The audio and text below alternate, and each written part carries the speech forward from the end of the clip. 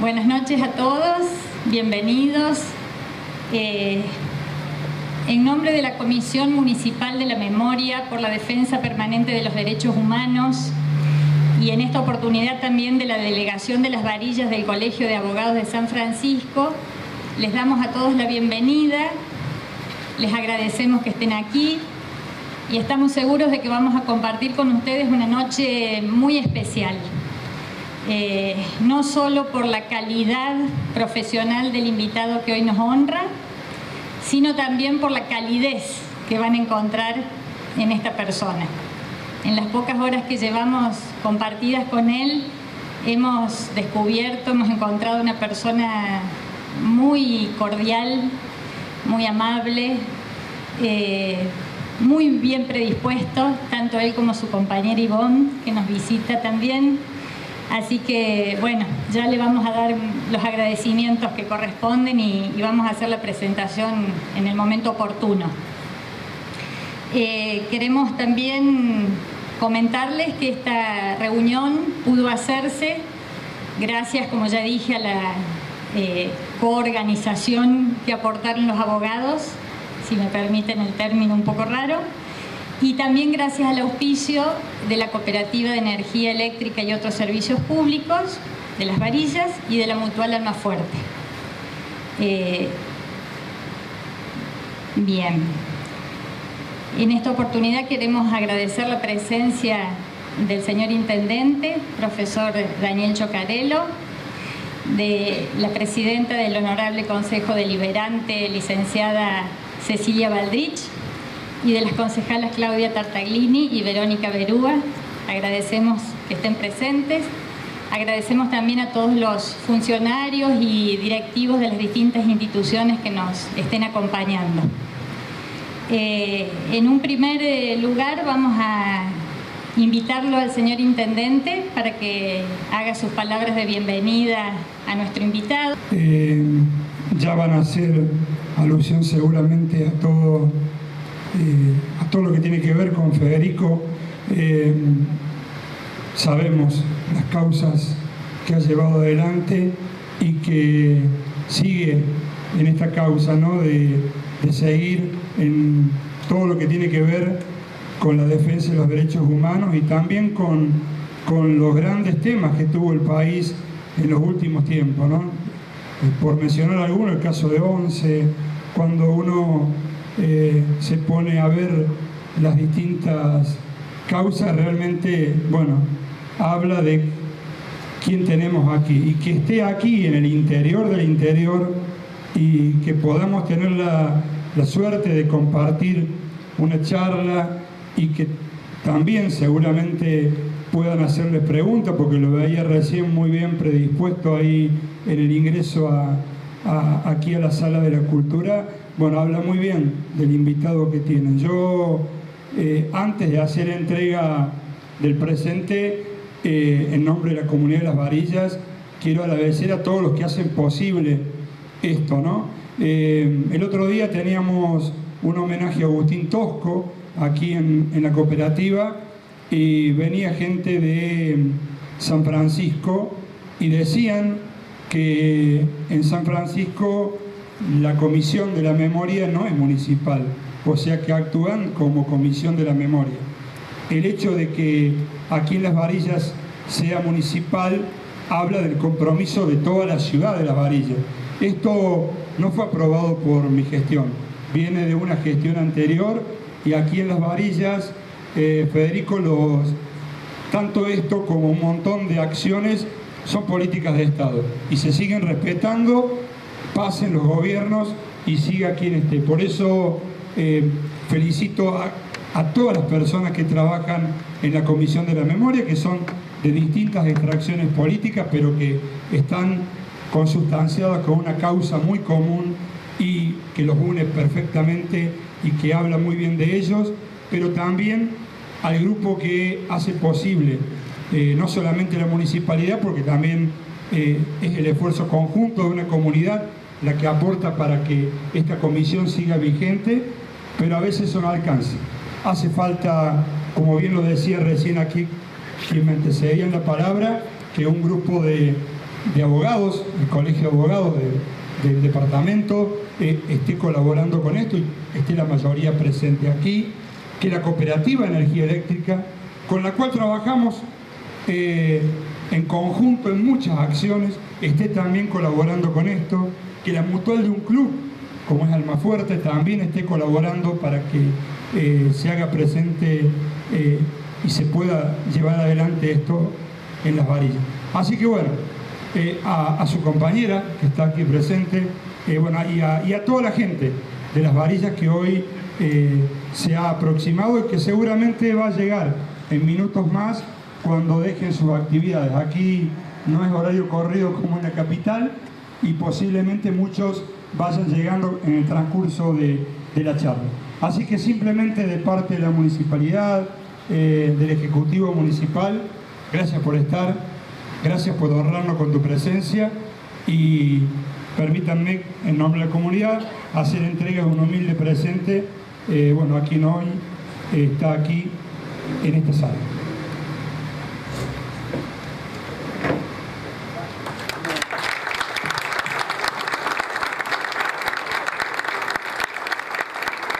Que no me tengo que olvidar de nada, si no me van a retar. Bueno, vamos a empezar entonces ya un poco a explayarnos un poquito sobre cuál es la condición del invitado que nos acompaña y el motivo de esta reunión.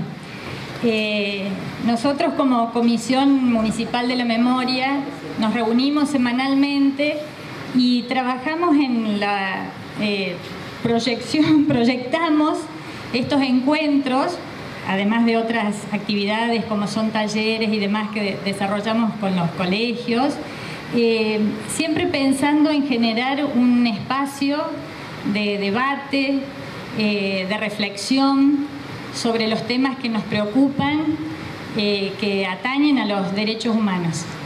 Creemos que la justicia es uno de los derechos humanos fundamentales del hombre. Y bueno, era una deuda que teníamos con los proyectos que habíamos pensado incluso para el año anterior. Se presentó la oportunidad de contactar con el fiscal gracias a la intervención de un amigo que nos visitó hace unos meses atrás, que es el profesor Alejandro Olmos Gaona, si recuerdan, que nos habló sobre deuda externa. Así que agradecemos a Alejandro para que le haga llegar nuestro agradecimiento por habernos permitido este contacto. ¿Qué nos motiva esta noche? La idea es que podamos pensar un poco en la justicia y tener de boca del fiscal una mirada crítica que él va a hacer al Poder Judicial. Nos preguntábamos quiénes son los beneficiados en este sistema judicial que tenemos, si es viable el sistema actual, si la justicia es igual para todos, el Poder Judicial al servicio de un poder real en detrimento de los derechos constitucionales del ciudadano de a pie, la democratización de la justicia. Fueron todos los temas que fuimos tirando, por así decir, en sucesivas reuniones y le fuimos planteando al doctor. Bueno, él respondió, por supuesto, rápidamente y con esa cordialidad que les cuento que tiene. Y bueno, y aquí lo tenemos, así que les voy a contar brevemente de quién se trata. Muchos lo conocerán seguramente. Él acaba de publicar un libro que se llama Injusticia y es autor de un libro anterior que es La Justicia Injusta. Bueno, debería empezar diciendo que es abogado. Es abogado y es licenciado en Ciencias Políticas, recibido en la UBA de ambas carreras, o sea que es politólogo. Y bueno, y actualmente, porque sería extensísimo leer, por supuesto, el currículum del fiscal, del doctor, decidimos no hacerlo porque es muy extenso. Él ha publicado muchos trabajos, es docente en varias universidades. Lo que nos interesa recalcar, porque es lo que también nos motiva a tenerlo aquí con nosotros, es que es fiscal titular ante los juzgados nacionales en lo criminal y correccional federal de la capital federal. Fue designado para intervenir en las causas que se sustancien por violaciones a los derechos humanos durante el terrorismo de Estado y sus conexas, en las que conozcan la Cámara Nacional de Apelaciones en lo Criminal y Correccional de la Capital Federal, y designado para cumplir funciones de fiscal general adjunto en la Fiscalía General ante la Cámara Federal de la Capital Federal.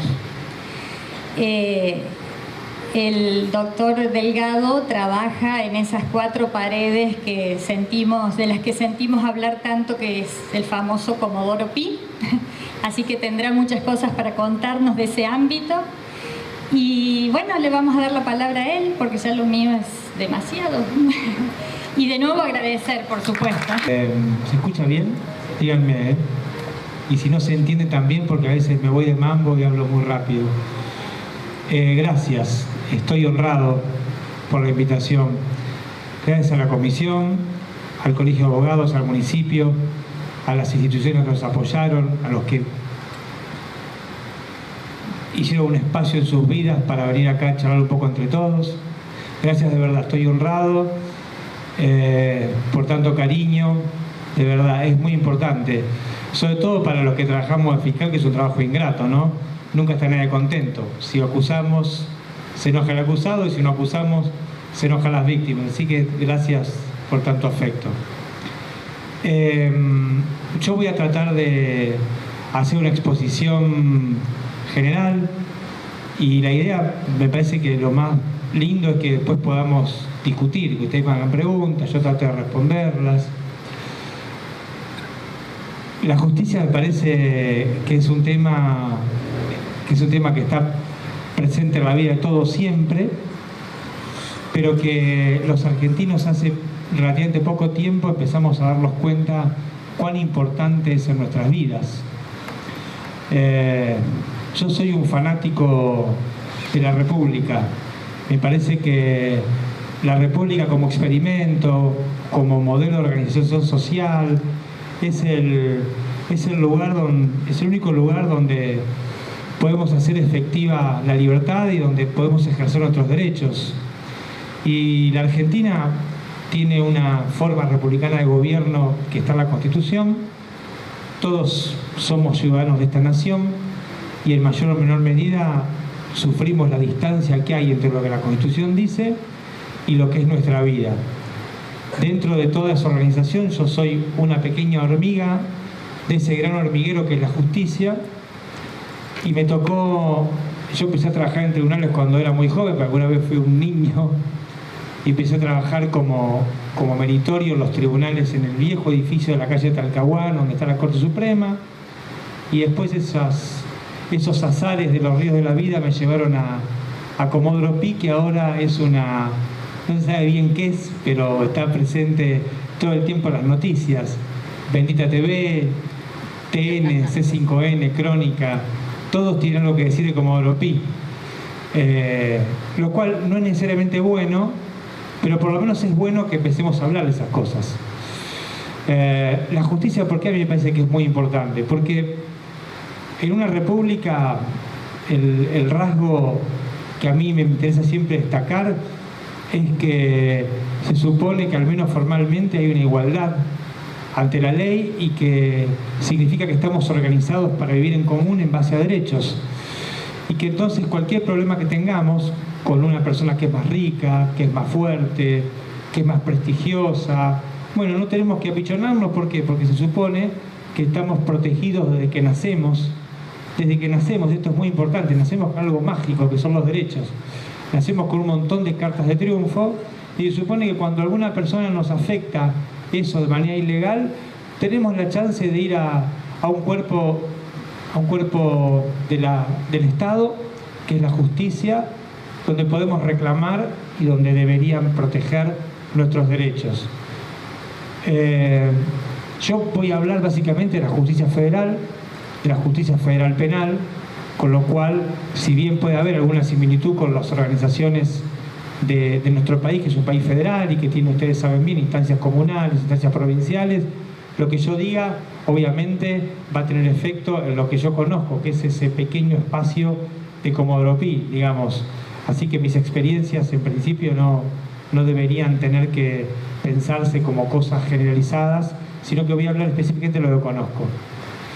En Comodoro Pi lo que sobran son problemas. Ustedes saben que yo no quiero pasar el chivo, pero en mi libro lo escribí básicamente porque yo cuando entré a tribunales tuve grandes maestros, tipos de verdad que aún son jueces y eran personas que habían consagrado y que consagraron su vida al servicio público. Y a los que entramos en esa camada, siempre nos inculcaban que si queríamos trabajar en tribunales, tenía cosas muy lindas, muchas vacaciones, buenos salarios, buena obra social, pero que teníamos que dedicar la vida al servicio público. Eso significaba que había que pensar que el trabajo no era solamente ir a la oficina, sino que como servidores públicos teníamos que estar siempre al pie del cañón, porque era consagrar la vida a los demás. Y que eso significaba que no nos tenía que importar, el juez nos decía siempre, el que quiere estar acá, olvídese de ser rico, olvídese de ser millonario, de ser exitoso. Si quiere estar acá, es porque está trabajando para los demás. Trabajamos con conflictos sociales, tenemos que resolverlos, y tenemos que resolverlos de manera tal de que lo que nosotros digamos nunca va a dejar a todos contentos, pero el secreto es que todos lo acepten. Y ahí me parece que después uno se pone a estudiar, va creciendo, va leyendo libros, y el rigor de verdad es el secreto de un sistema judicial, ¿no? Nunca va a dejar a todos contentos, pero lo importante es que todo el mundo acepte las decisiones de la justicia. Porque si las acepta, quiere decir que la apuesta republicana tiene un éxito relativo. Podemos vivir en común, organizados en base a derechos. Eso es lo que yo pensaba de la justicia. Con el paso del tiempo, uno va mechando lo que lee, lo que vive, con la experiencia y con las prácticas y con los resultados. Bueno, me parece que estamos, no voy a decir ninguna novedad, estamos muy lejos de una justicia que sea relativamente aceptada. La justicia tiene desafíos importantísimos, pero el más importante es que está desafiada su palabra. A los jueces y a los fiscales no nos creen los imputados, no nos creen las víctimas, no nos cree la sociedad civil. Entonces estamos en una posición muy jodida, porque si el éxito de la justicia es que la palabra sea aceptada, quiere decir que tiene que ser creíble. Y si no es creíble, bueno, ¿para qué estamos? Entonces eso me llevó a escribirlo, porque es como una forma de gritar la impotencia, ¿no? ¿Qué hacer? Me pareció que era importante contar cómo funciona la justicia, qué se hace bien, qué se hace mal, y humildemente, una sola visión que es la mía, tratar de pensar qué se puede hacer para salir de esta situación. A mí me parece que la justicia nuestra, yo voy a tratar de describirla, si se aburren me hacen señas, por favor, con toda la humildad del mundo, porque yo a veces también preciso que si me dicen que no se entiende, que me estoy yendo muy lejos, pero tengo ganas de empezar hablando de lo general, de ir a lo particular para llegar a lo más concreto, y después empecemos todos a preguntarnos recíprocamente cosas para hablar más o menos el mismo lenguaje y ustedes sepan dónde estoy parado. A mí me parece que la justicia nuestra tiene problemas gravísimos. Sabemos que tarda mucho, muchísimo. Las causas de corrupción tienen un promedio de 10, 15 años de trámite. Eso no está bien. El caso Menem me parece que es el más paradigmático, ¿no? 20 y pico de años sometido a proceso, más allá de que sea culpable o inocente, 20 y pico de años, es demasiado. Las sociedades se supone que con la justicia dirimen premios y castigos, y a veces el olvido también es un componente de nuestra vida, y no sé cuántas personas, cuántos chicos de hoy, cuando se enteraron que Menem había sido absuelto, ni siquiera habían nacido, no tenían ni idea de qué había sido el tráfico de armas en Ecuador. En fin, la justicia lenta no es algo que esté bueno. Después nuestra justicia es bastante dispar, lo sabemos bien. Basta ir a cualquier cárcel federal y la vemos siempre llena de pobres, de personas que han infringido la ley de drogas, pero nunca un narcotraficante grosso, ¿no? Sino en el nivel más bajo.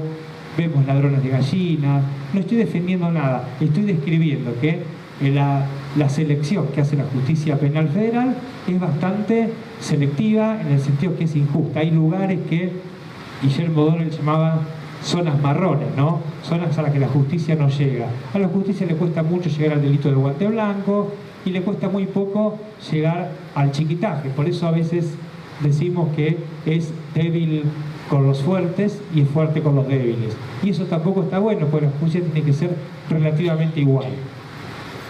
Después la justicia nuestra tiene problemas muy graves de desempeño. Es difícil una mesa de entradas, es difícil acercarse a la justicia, es difícil entender un escrito judicial. Escribimos de manera que construimos lejanía. Es el único lugar a donde le decimos auto algo que es una carpeta, cuando el común de las personas le llama auto lo que tiene 4 ruedas. La justicia tiene un lenguaje singular que aleja a las personas, que son pequeños dispositivos de construir una autoridad, que esa autoridad porque es lejana nada más. Después la justicia nuestra tiene una particularidad también, que maltrata al ciudadano porque somete a proceso pero no enjuicia. La justicia debe hacer juicios y en un tiempo relativamente breve decirle a una persona usted es culpable, vaya a la cárcel, o decirle discúlpeme, es inocente y se da por la misma puerta por la que entró. Sin embargo, nuestros procesos duran mucho, demasiado, y entonces las personas están sometidas a procesos pero no enjuiciadas, lo cual es tremendo porque en esos cuerpos, en esas almas, pasan cosas, en esas familias, en esa gente que acompaña a los sometidos a procesos pasan cosas. Y a veces la justicia destruye más de lo que debe construir. Y a veces también somos brutales, aplicamos la ley de una manera muy cruel porque hay 2 grandes formas de acercarse a los delitos. Una es tratar de mirar lo que pasó y prestar atención a los contextos. Y otra es simplemente tratar de ver el caso desprovisto de contexto y fijarnos si ingresa en el catálogo de comportamientos de los códigos. Esto parece un dato menor, pero no lo es, porque no es lo mismo un tipo que robó 1 kilo de carne porque tiene un chico para darle de comer, que uno que lo robó porque es un dañino. Y la justicia no siempre repara los contextos, o a veces repara los contextos cuando le conviene.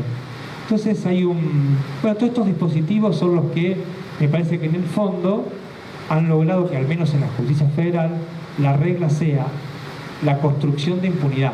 Digamos, esto a mí a veces me peleo con algunos amigos, algunos colegas, pero me parece que la historia de nuestra justicia es una historia que está más cerca de construir impunidad que de construir justicia, salvo algunas ocasiones esporádicas a las que después me voy a referir, porque me parece que es la parte optimista, porque no todo tiene que ser tan cruel.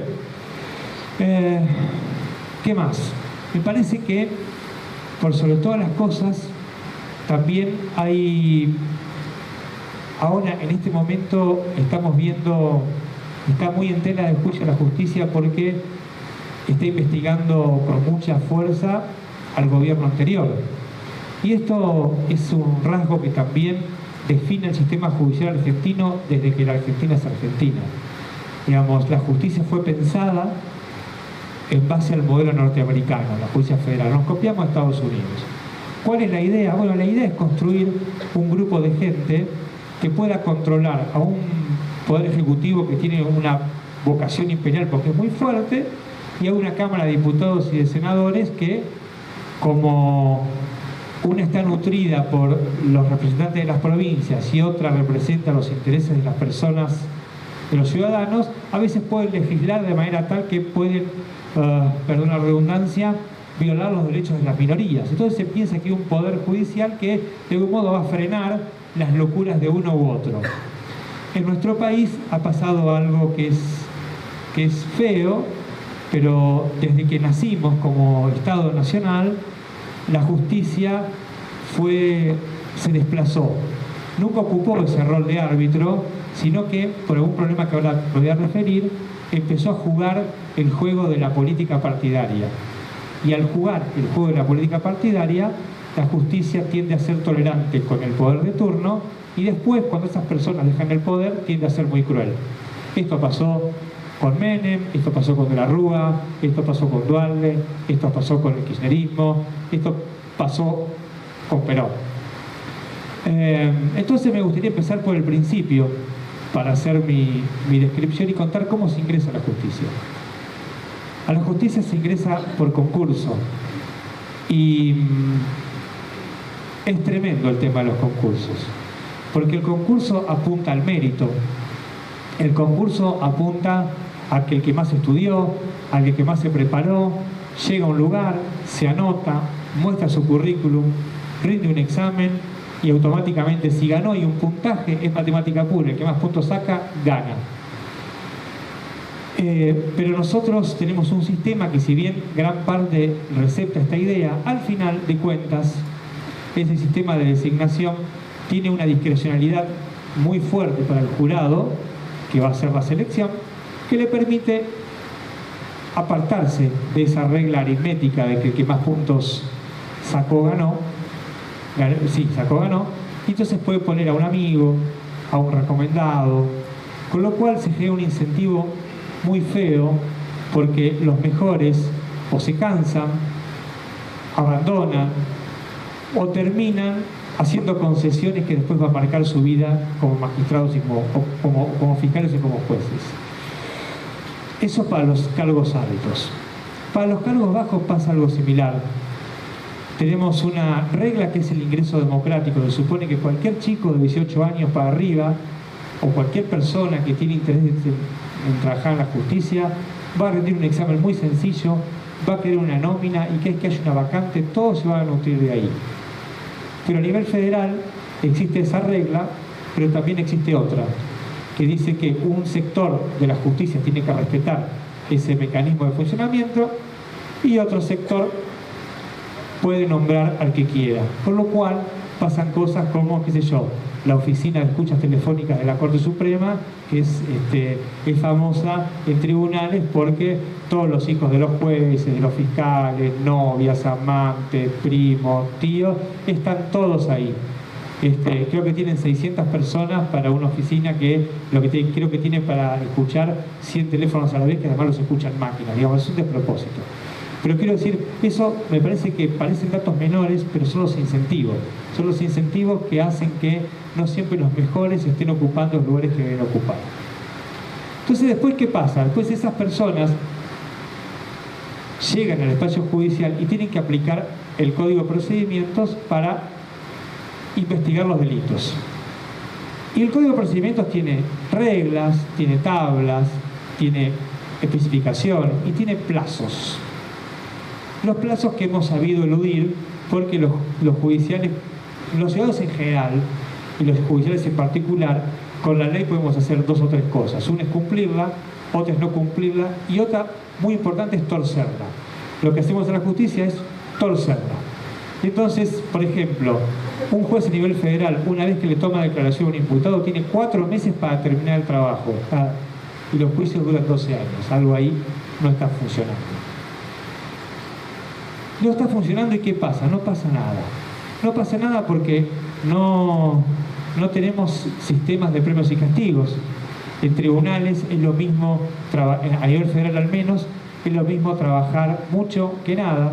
Es lo mismo un juez que resuelve 100 casos que el que no resuelve ninguno. Es lo mismo el juez que va a jugar al golf todos los días y llega un ratito a firmar que aquel que está 8 horas y por ahí después sigue en la casa pensando. Y después tenemos costumbres medievales. Por ejemplo, en Comodoro Pi no tenemos wifi. Tenemos internet, pero tenemos que tener cuidado para usarla, porque en general entre las 12 y las 2 de la tarde casi no funciona, porque es la hora que hay más movimiento. Entonces, tenemos graves problemas para usar las redes. Para comunicarnos con las personas nos comunicamos por fax, cosa que los chicos nuevos que entran no saben qué es. O usamos el telegrama para citar a las personas.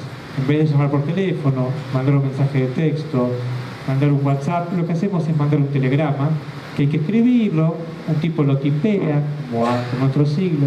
Tenemos un montón de prácticas que tienden a que seamos lentos. Ahora, todo este tipo de prácticas consagran ganadores y consagran perdedores.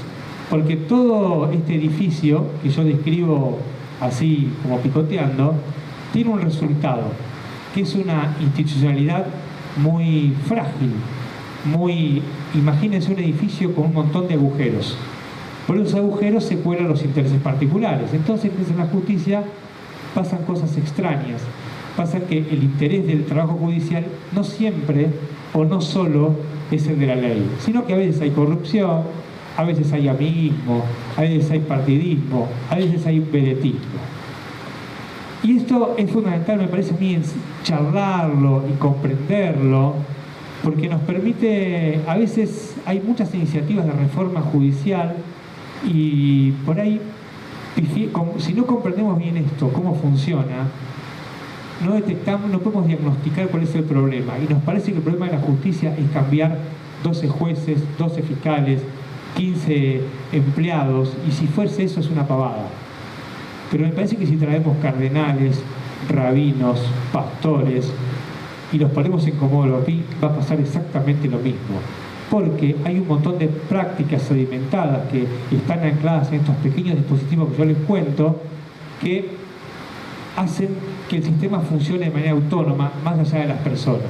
Es la única forma que podamos comprender que unos Jardines ha sido juez 20 años. Un personaje que es payasesco, que todos lo conocimos por un montón de cosas que hacía por la TV, como bailar, pero que tenía un rasgo muy particular. Era un hombre que fue honrado con el cargo de juez, una persona que podía destruir nuestros derechos, nuestro patrimonio, nuestra vida, y que juró por la Constitución, pero sin embargo fue siempre leal al poder político. Y eso le aseguró su permanencia. Traicionó el juramento original y fue siempre leal al poder.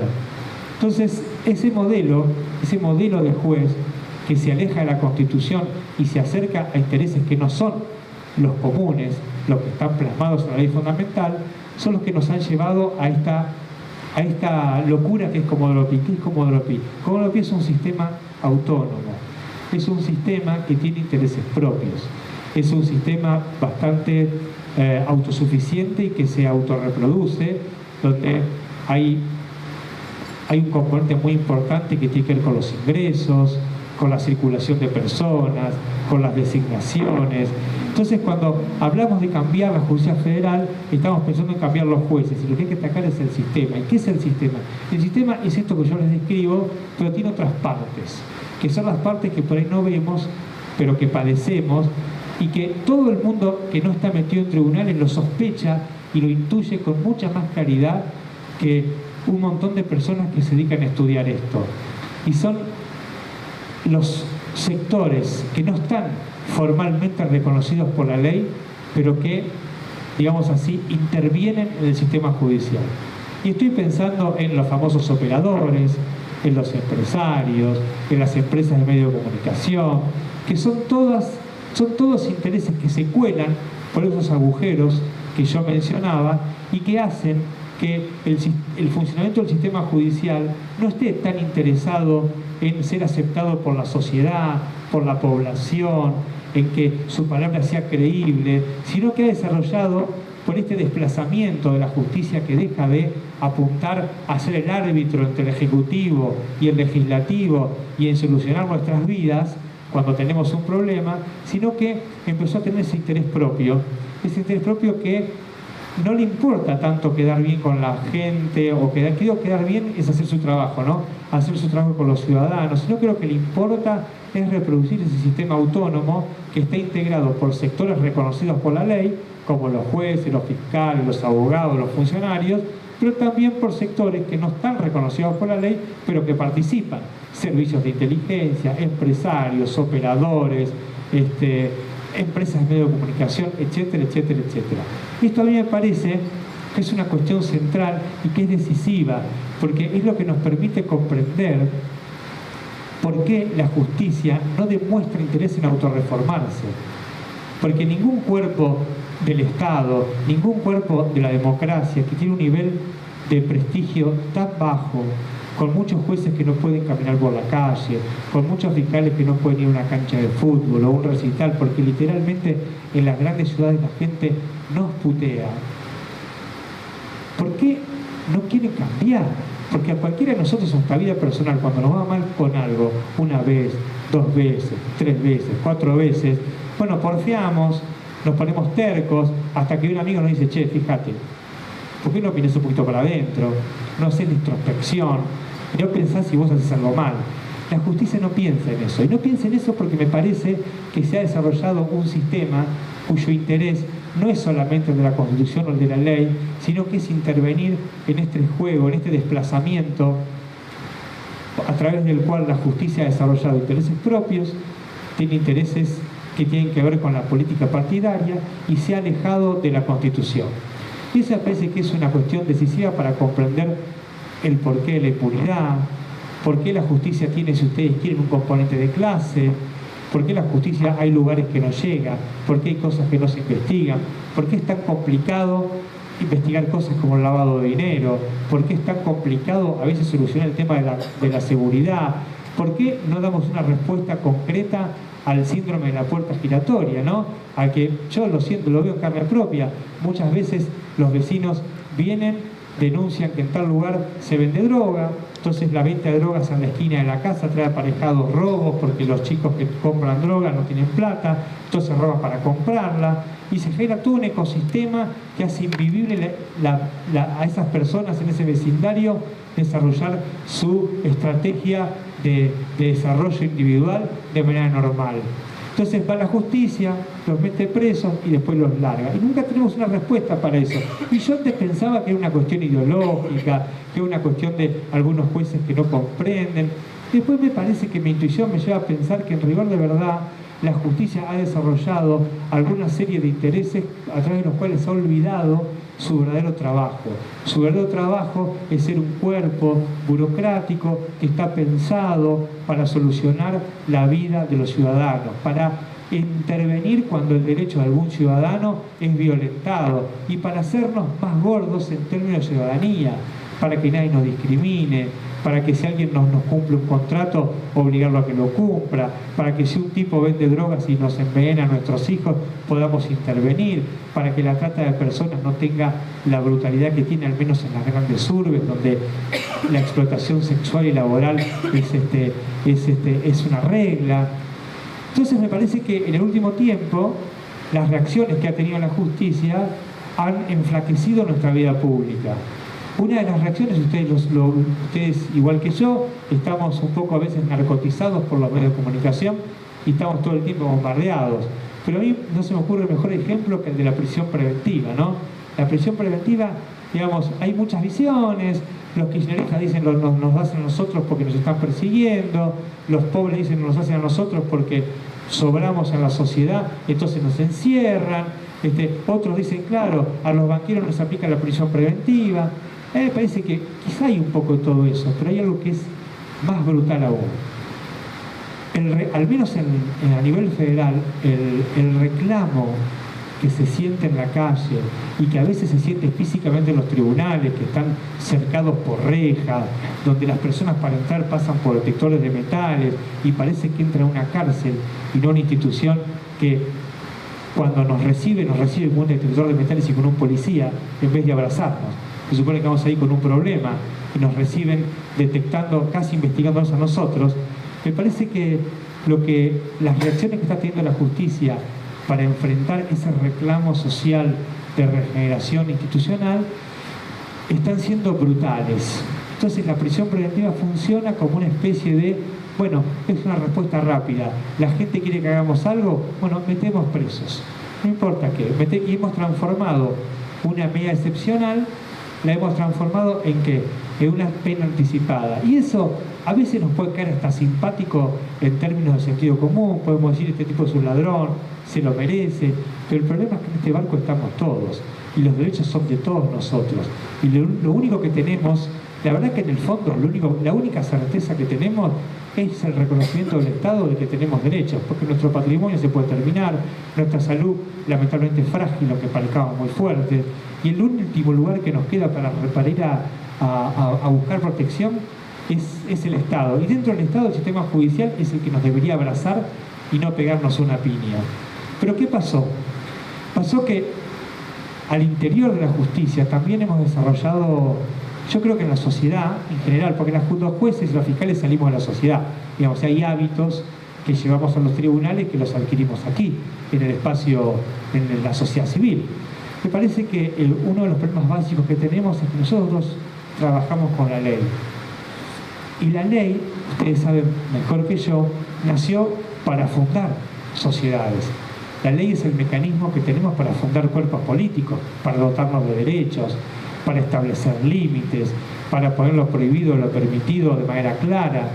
Y me parece que en la ley en la Argentina, por estas razones que vengo describiendo anárquicamente y ojalá se vayan entendiendo, la ley ha sido despojada de ese componente moral y ese componente ético que marca su nacimiento.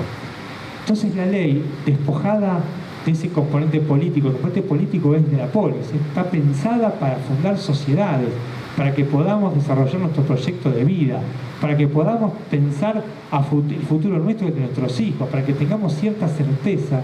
Ese es el componente ético y moral de la ley, es la parte más hermosa que tiene la ley como instrumento de nacimiento de sociedades. Ha sido despojada, ha sido divorciada de ese componente moral y político y se ha transformado en una herramienta. Y cuando digo una herramienta, estoy pensando en la típica caja de herramientas que tenemos en nuestras casas. Yo soy inútil y con un martillo me golpeo el dedo, pero también tengo caja de herramientas. Y un martillo sirve para poner un clavo, pero también sirve para agarrarle el clavo y romper el cuadro. Entonces la ley desprovista de ese componente ético y moral en manos de un cuerpo de burócratas que por ahí ha desarrollado intereses propios que no son los de la Constitución, hace que ingresemos en una película casi de terror, porque estamos trabajando en nombre de la ley, pero usamos la ley como un arma.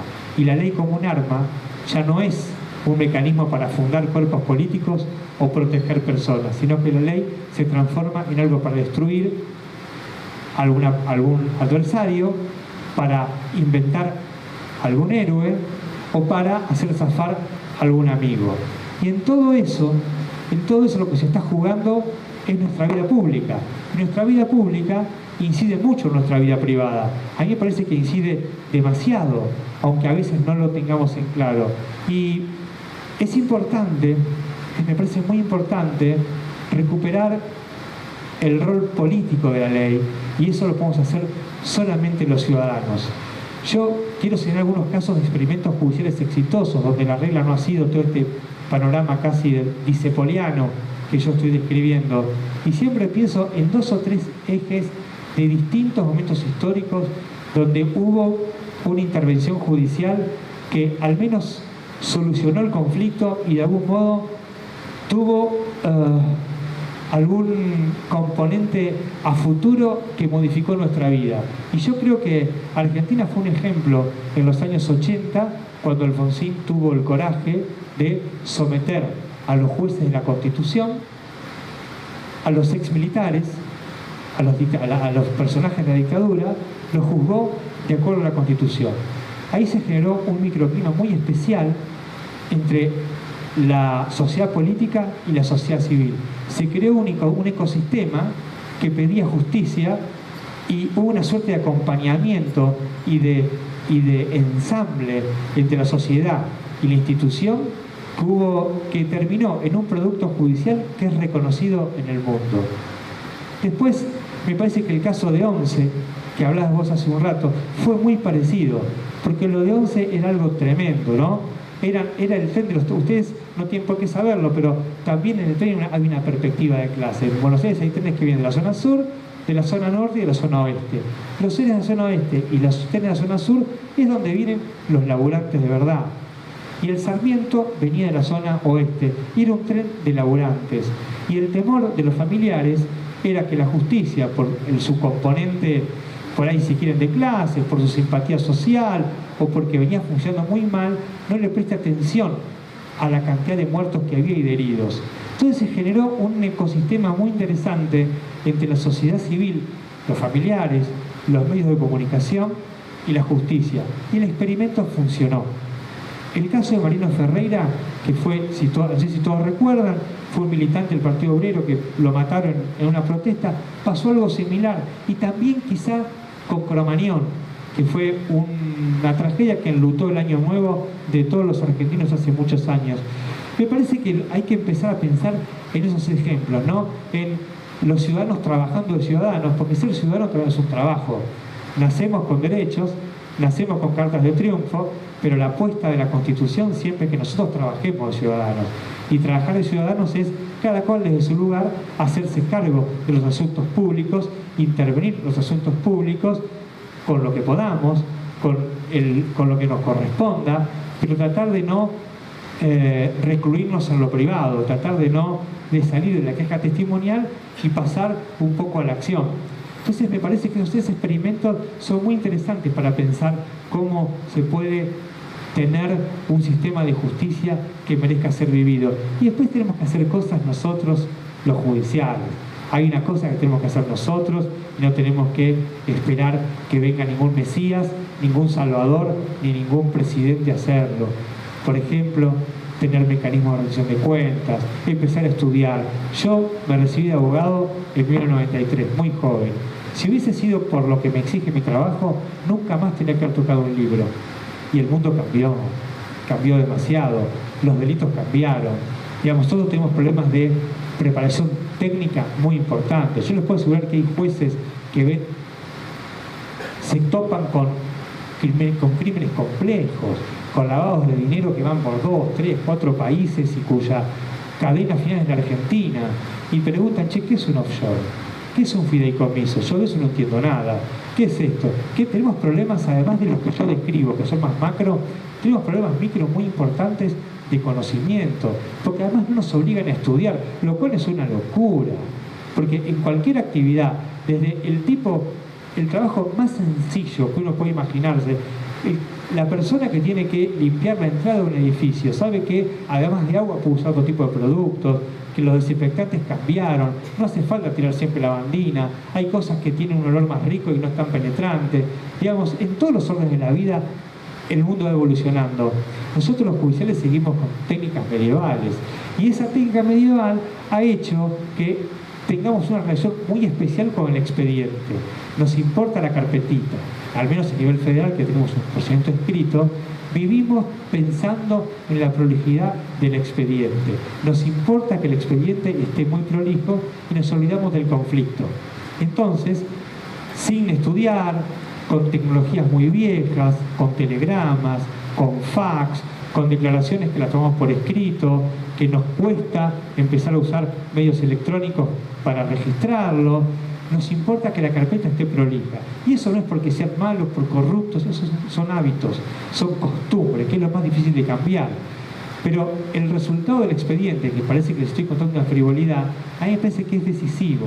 Porque el expediente lo primero que hace es alejarnos del conflicto, de los olores, de las emociones, de lo que la gente siente. Y el expediente, al alejarnos, nos da siempre alguna especie de dispensa moral. Bueno, el expediente está prolijo, en la causa está bien, yo hice lo que dice el código, y el resultado de eso es que divorciamos la ley de la justicia. Y muchas veces los jueces y fiscales aplican la ley, pero la aplican de manera que no es justa. Y esto es tremendo porque la recepción de esa sentencia, el pensamiento que genera la sociedad civil es que la ley no se cumple o que se aplica mal o que los propios jueces están viviendo en un termo y que cómo puede ser que me larga el tipo que me robó ayer y me va a robar de vuelta hoy mi celular. Entonces me parece que las prácticas que tenemos los judiciales son complementarias de este sistema más macro que yo describí al principio y que han logrado este nivel de credibilidad subterránea que tienen los jueces y fiscales. Y a mí me parece que lo más grave de esto es que si no empezamos a poner luz pública, si no empezamos a trabajar los ciudadanos desde los lugares que tenemos, cómo podemos, de las instancias que correspondan, me parece que estamos muy jorobados y no vamos a tener solución. Porque para responder la pregunta que me hacían quienes me honraron con la invitación, si esta justicia es viable y si hay ganadores y perdedores y sirve para algo, yo creo que la justicia es viable, la justicia sirve para muchas cosas, hay ganadores claros, pero no creo que sea viable ni los ganadores ni los que la disfrutan sea la gran mayoría de la población. Entonces hay ganadores y hay muy claros, hay tipos que la disfrutan de manera muy específica, el sistema es viable para muchas cosas, menos para todas aquellas ideas que están plasmadas en la Constitución.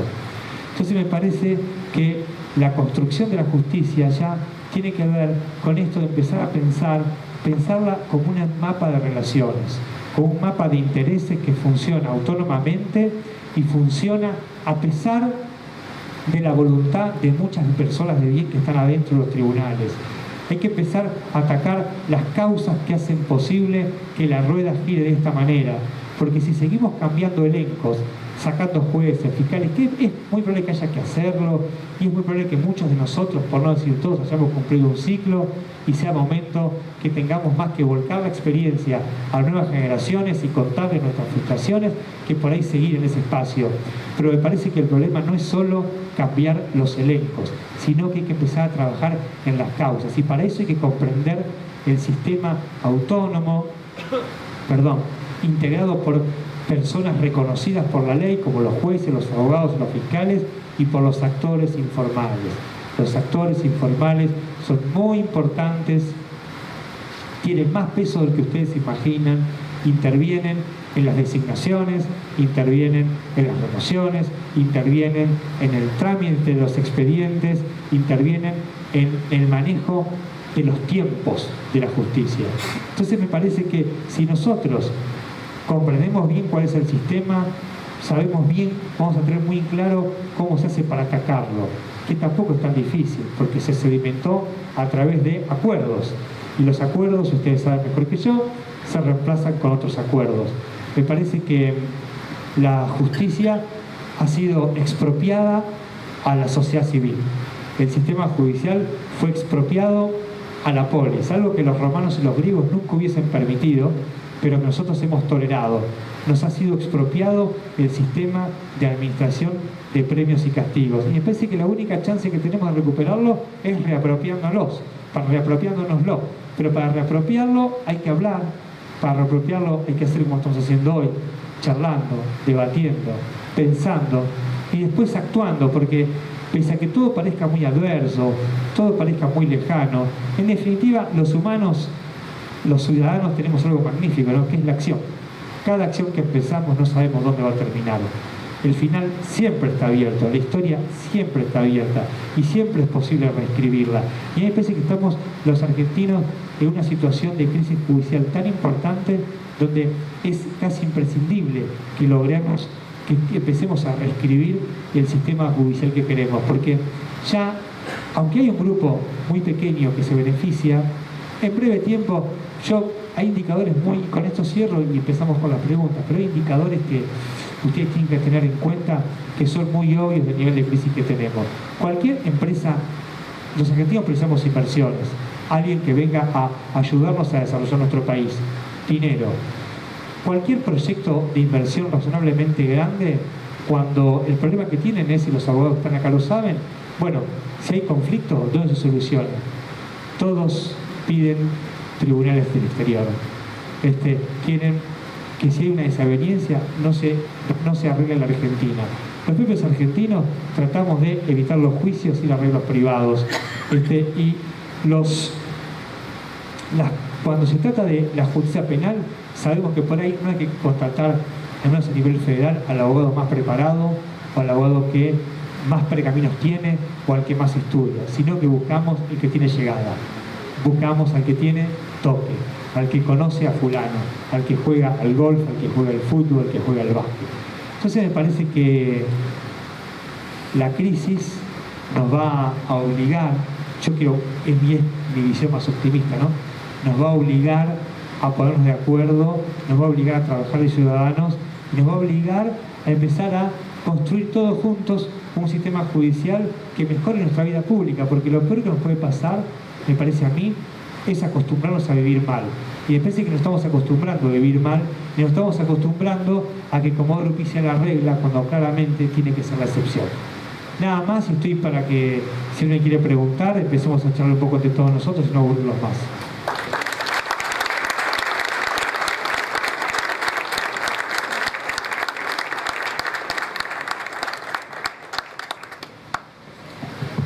Hola.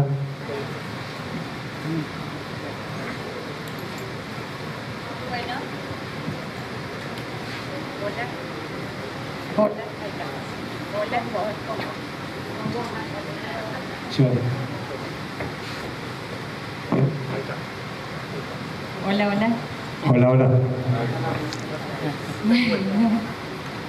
Bueno, no sé si alguien quiere... ¿Quién se anima a alargar? Muy bien, acá la Chachi. Una abogada que no ejerce, doctor, por todo que no ejerció ahora a esta altura, ya no.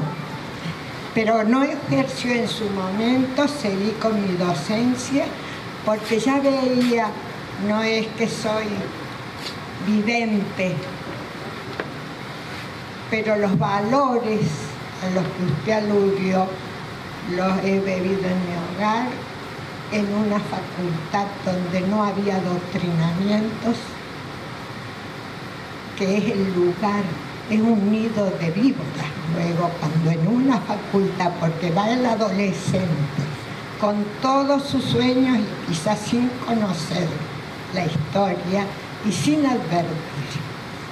Y como maestra estuve en una escuela que en quinto año, en cuarto y quinto, se comenzó a asolar el grupo de docentes que era realmente responsables, muy preparados, porque no adoctrinaba, no se leía en la hora de literatura el único libro que se exigía.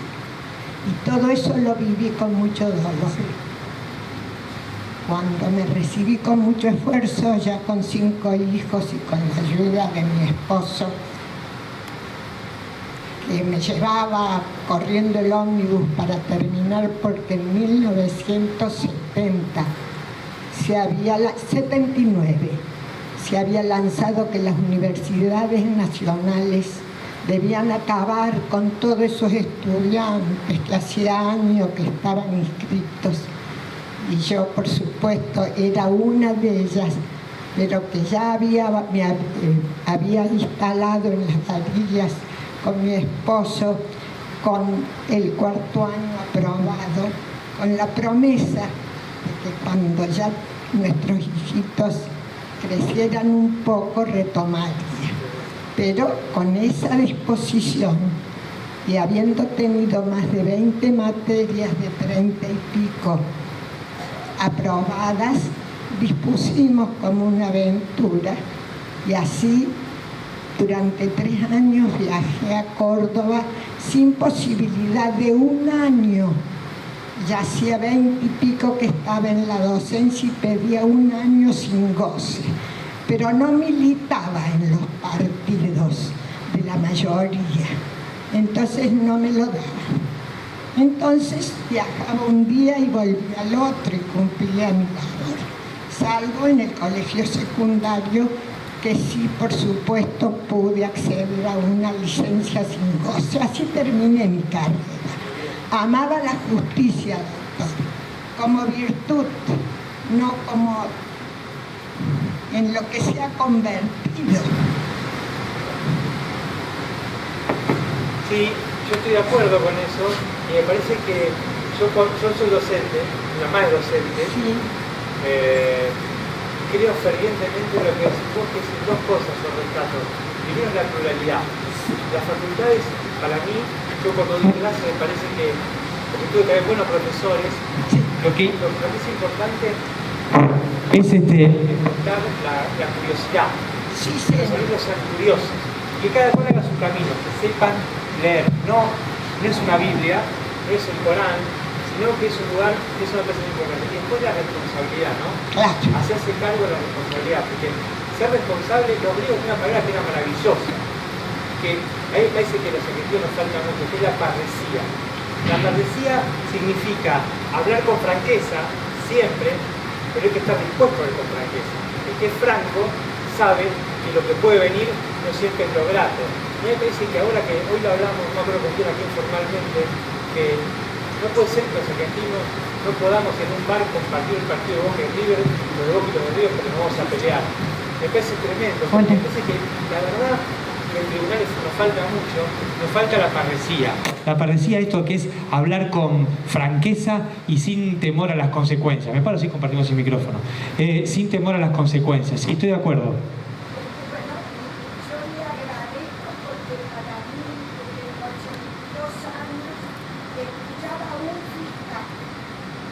Muchas gracias.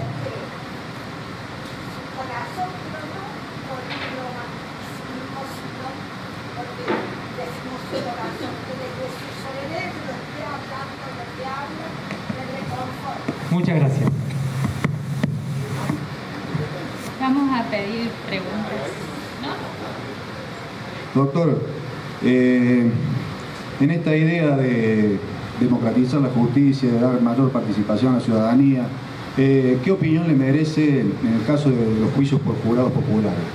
Le cuento mínimamente lo que nos pasa, por ejemplo, acá en Córdoba, que lo tenemos instrumentado. Por ahí llega alguien al estudio con la citación a preguntarme y viene desesperado a ver con qué parte puede zafar. O sea, con lo que da la pauta de que la gente tampoco tiene un compromiso muy importante con esa cuestión. Pero bueno, quisiera saber la opinión suya al respecto. La verdad que hablar en Córdoba acá de juicios por jurados que hable yo me es difícil, porque usted sabe mucho más que yo. Nosotros, pese a que la Constitución establece juicios por jurados, obviamente también el Estado ha expropiado eso a los ciudadanos, ¿no? Les ha expropiado la facultad de que nosotros, los ciudadanos, juzguemos a nuestros pares. Yo la verdad que no conozco, por ahí mi pico de romántico. A mí me encantaría que los delitos, por empezar los de corrupción, los de lavado de dinero, los de trata de personas, sean juzgados por ciudadanos. ¿Y pero por qué? Por dos razones. No solo por la cuestión de la corrupción, del amiguismo, que obviamente el jurado da algunas garantías que por ahí un juez unipersonal no da. Pero Alexis de Tocqueville decía en La democracia en América que cuando él recorre Estados Unidos y como un aristócrata francés ve el experimento norteamericano de la República, yo soy muy fanático de la República, y no puede creer que haya una igualdad construida socialmente, porque había ricos, pobres, pero socialmente había una igualdad relativa, y no podía comprender cómo estaba esa cultura que era tan plural. Y cuando empieza a estudiar un poco más, dice, me parece que el juicio por jurados tiene un componente muy importante en el éxito de este experimento republicano. Entonces le preguntan, ¿por qué? Y porque el jurado es escuela de ciudadanía, porque tiene algo muy paradójico. Una cosa es en la mesa familiar, en el bar, decir yo esto lo voy a castrar, para mí hay que matarlo, pena de muerte para este, para el otro. Pero después hay que sentarse en la sala, escuchar a los testigos, escuchar al imputado, percibir las emociones, mirar los llantos. Y me parece que se genera un ecosistema que nos obliga a ser responsables. Y está bueno, porque nos hace a todos mejores ciudadanos, porque es como en el fútbol, todos somos Messi en la mesa familiar, mirando el partido, pero a mí el jurado me interesa no solo como experimento a la hora de establecer sanciones, sino como escuela de ciudadanía. Me parece que es muy importante. Yo conozco más o menos de cerca algunos experimentos en la provincia de Buenos Aires, que algunos son buenos, pero igual se los hace, la verdad, que se los hace en condiciones muy brutales, porque digamos, es difícil en las zonas más vulnerables, donde testigos, imputados, policías viven en el mismo lugar, que en ese lugar haya que hacer el juicio y que los jurados, los testigos, 2 horas después tengan que volver a la casa y verse la cara, es muy complicado. Me parece que a veces también tenemos con esos experimentos algunas restricciones de nuestra propia demografía, digamos así, que hacen que sea difícil. Pero la verdad me parece que al menos a nivel federal es una deuda pendiente.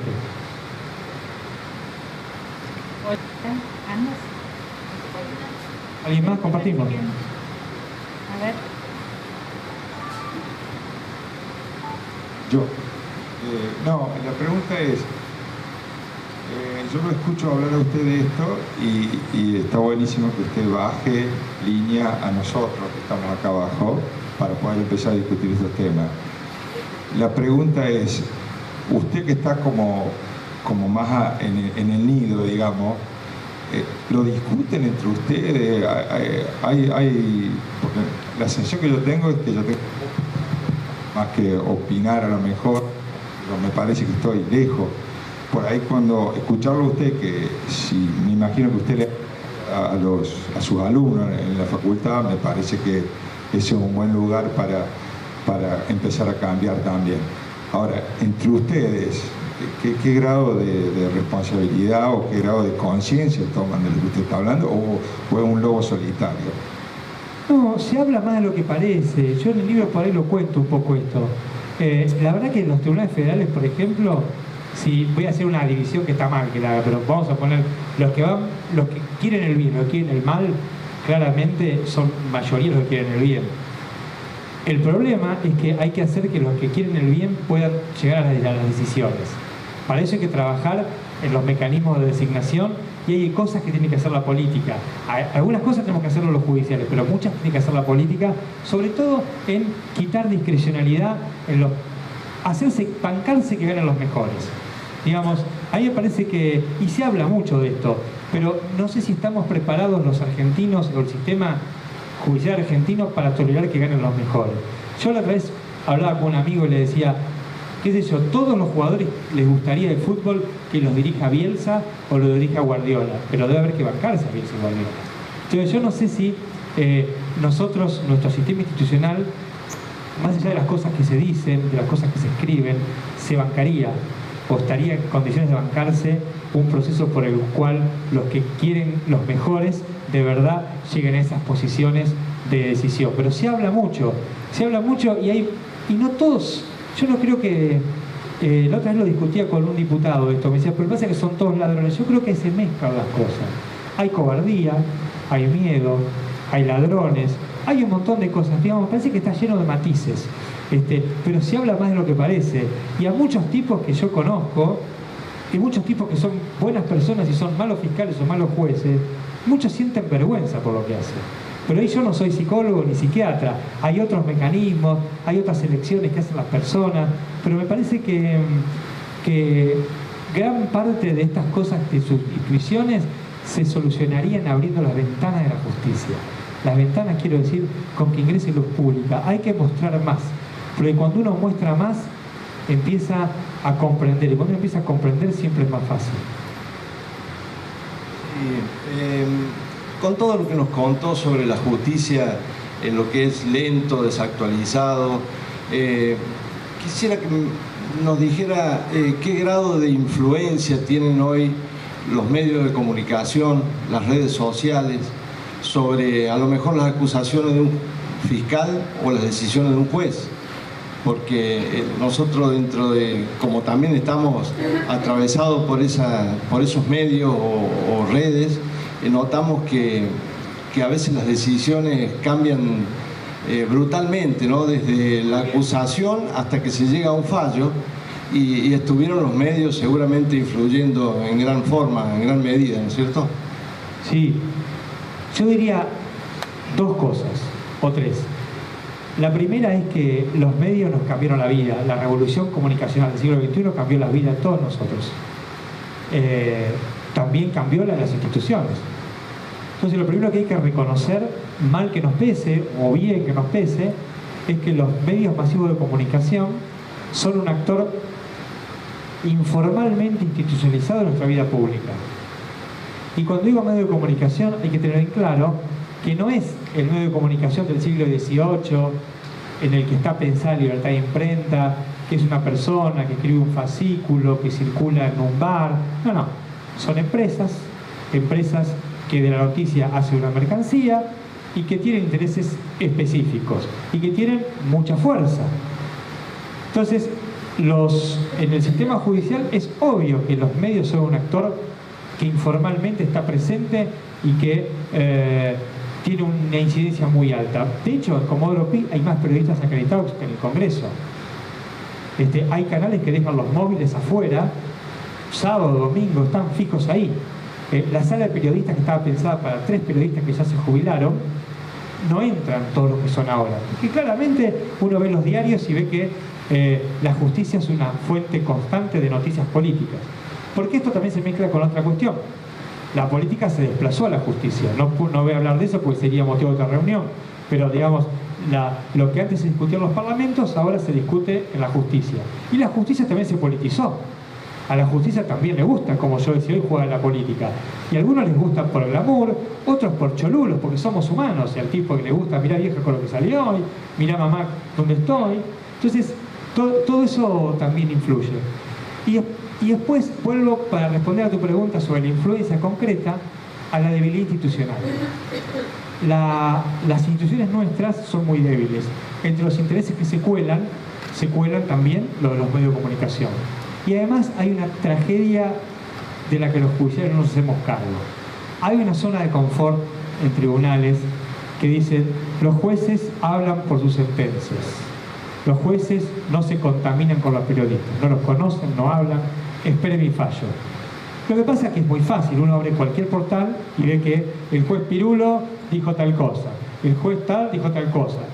Entonces, ¿qué pasó? ¿Cómo es esto? Los jueces no hablan, pero hablan. Bueno, y ahí me parece que lo que decís vos, que cómo cambian los vientos, tiene que ver, entre otras cosas, los intereses se cuelan a través del off the record. El off the record es un buen mecanismo para trabajar como periodistas, pero es perverso para la verdad, porque a los judiciales nos pone en una posición muy cómoda. Cualquier juez tiene un caso muy importante y puede hacer una lógica democrática, habla con todos los periodistas, a todos les cuenta lo que puede, o puede convertir su posición de debilidad relativa, porque un juez, un fiscal contra un multimedio, contra Clarín, es una hormiga, pero él tiene la información y puede botearla, puede decir un pedacito, puede contarle una cosa de La Nación, otro poquito al de Clarín, otro poquito al de Infobae, otro poquito de Página 12, y de un modo se genera un mecanismo por el cual el devenir de la agenda pública, que los medios todo el tiempo lo están reflejando, queda en manos de uno o dos tipos.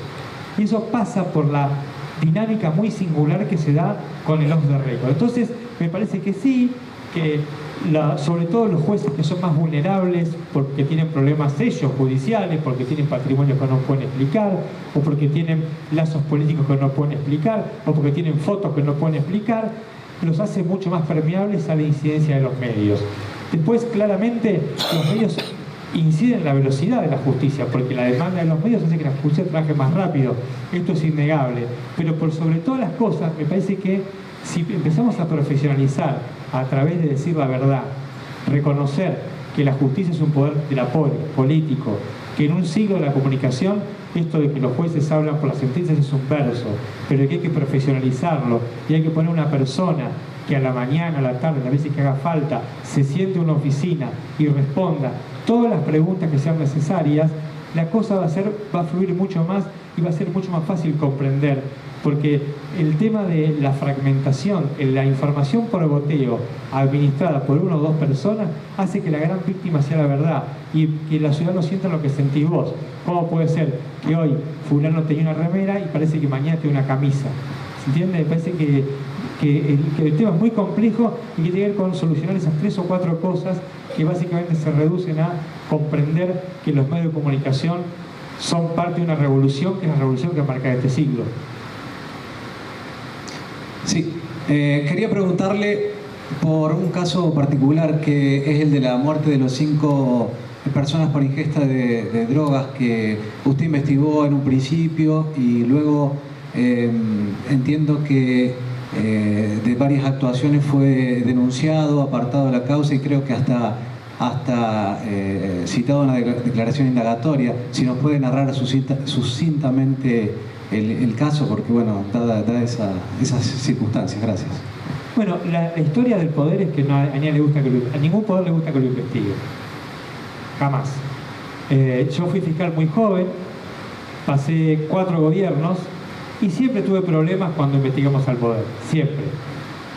Lo que pasa es que cada coalición de gobierno reacciona de manera diferente. Unos es el llamado telefónico, otros es el seguro administrativo, en fin, diversos mecanismos. Lo que narrás vos es un caso que todos conocen, un montón de chicos muertos y otros que casi murieron por tomar drogas de manera descontrolada, policías que miraban por otro lado, inspectores que miraban por otro lado, empresarios que permitían que la gente venda drogas, y después se genera algo que es muy triste en Argentina, que es el uso de la ley como un arma. Ahora se le conoce como el LOFAR, básicamente casi a través del caso de Dilma Rousseff, se hizo más famoso, pero esto es algo que es viejo, lamentablemente. La Argentina no escapa a eso, y a veces parte de la violencia que sufrimos los judiciales tiene que ver con el uso de la ley como un arma, y eso fue lo que me pasó a mí, básicamente. Es eso, forma parte de la debilidad de las instituciones argentinas, por las que se cuelan intereses particulares y que son el efecto de los actores que no son reconocidos por la ley, pero que tienen un peso específico dentro del sistema judicial.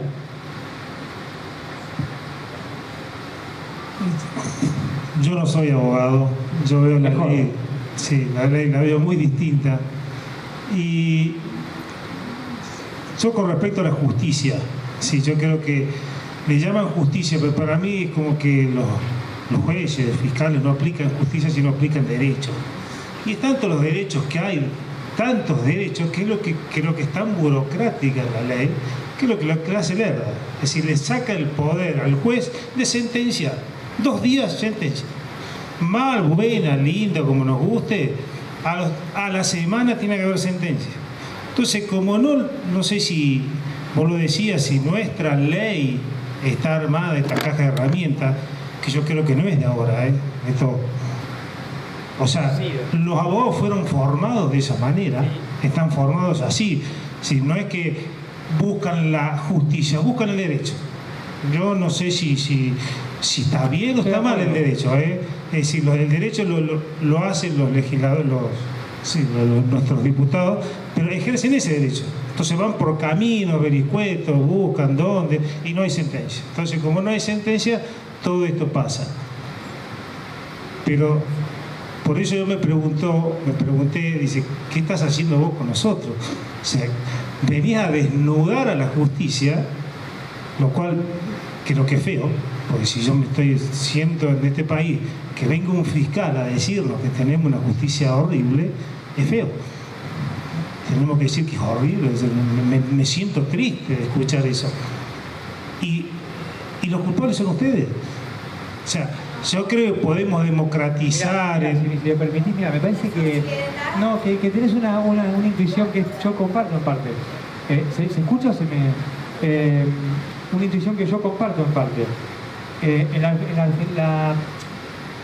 Hay varias formas, voy a dar un pequeñito rodeo, pero hay 2 o 3 formas que tenemos de solucionar los conflictos. Una es aplicando la ley a secas, y otra es aplicando la ley con un sentido de justicia. Que parece que son cosas que van de la mano, pero no siempre van de la mano. Y en Argentina tenemos no lo justifico, pero hay una causa que lo explica y que permite que lo podamos comprender todos mejor. Si son corrientes, no voy a dar una clase, no tengan miedo, no voy a aburrir, pero son corrientes de filosofía del derecho que hacen que un sistema judicial se conforme con aplicar la ley o se conforme con dictar justicia. Parecen cosas que tienen que ser juntas, una pareja, pero no lo son. ¿Qué hicimos los argentinos? Estos 2 sistemas son básicamente el sistema francés, que le interesa aplicar la ley, como decís vos, busca la ley, el vericueto, no importa lo demás, que sea legal. Y está el sistema anglosajón, que es el sistema inglés, que lo que le importa es que haya justicia. ¿Qué hicimos los argentinos? La Argentina, los que saben historia lo van a tener más claro que yo, es el resultado de 2 proyectos que aún están en puja, el de Alberdi y el de Sarmiento, por ponerlo con nombre propio.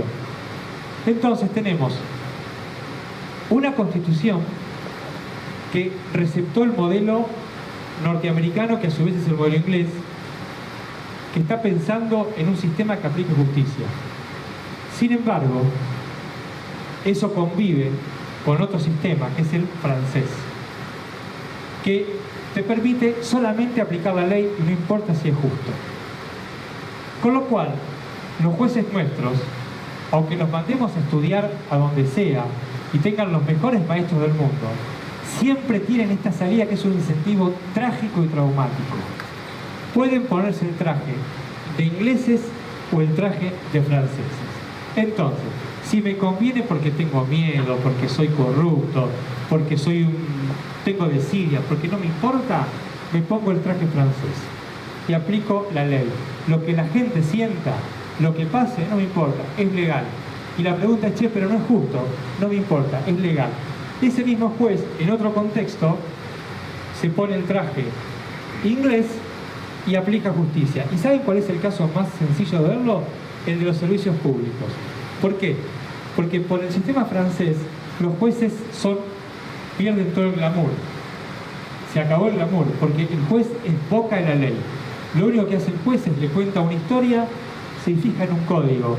Si eso se adecua al código, dicta una sentencia. Si no se adecua, no sabe qué hacer. No tiene que hacer nada, pero no puede interpretar. En cambio, el juez inglés tiene que interpretar, porque tiene que ser justo, tiene que pensar el hecho, lo que pasó alrededor, la cláusula legal.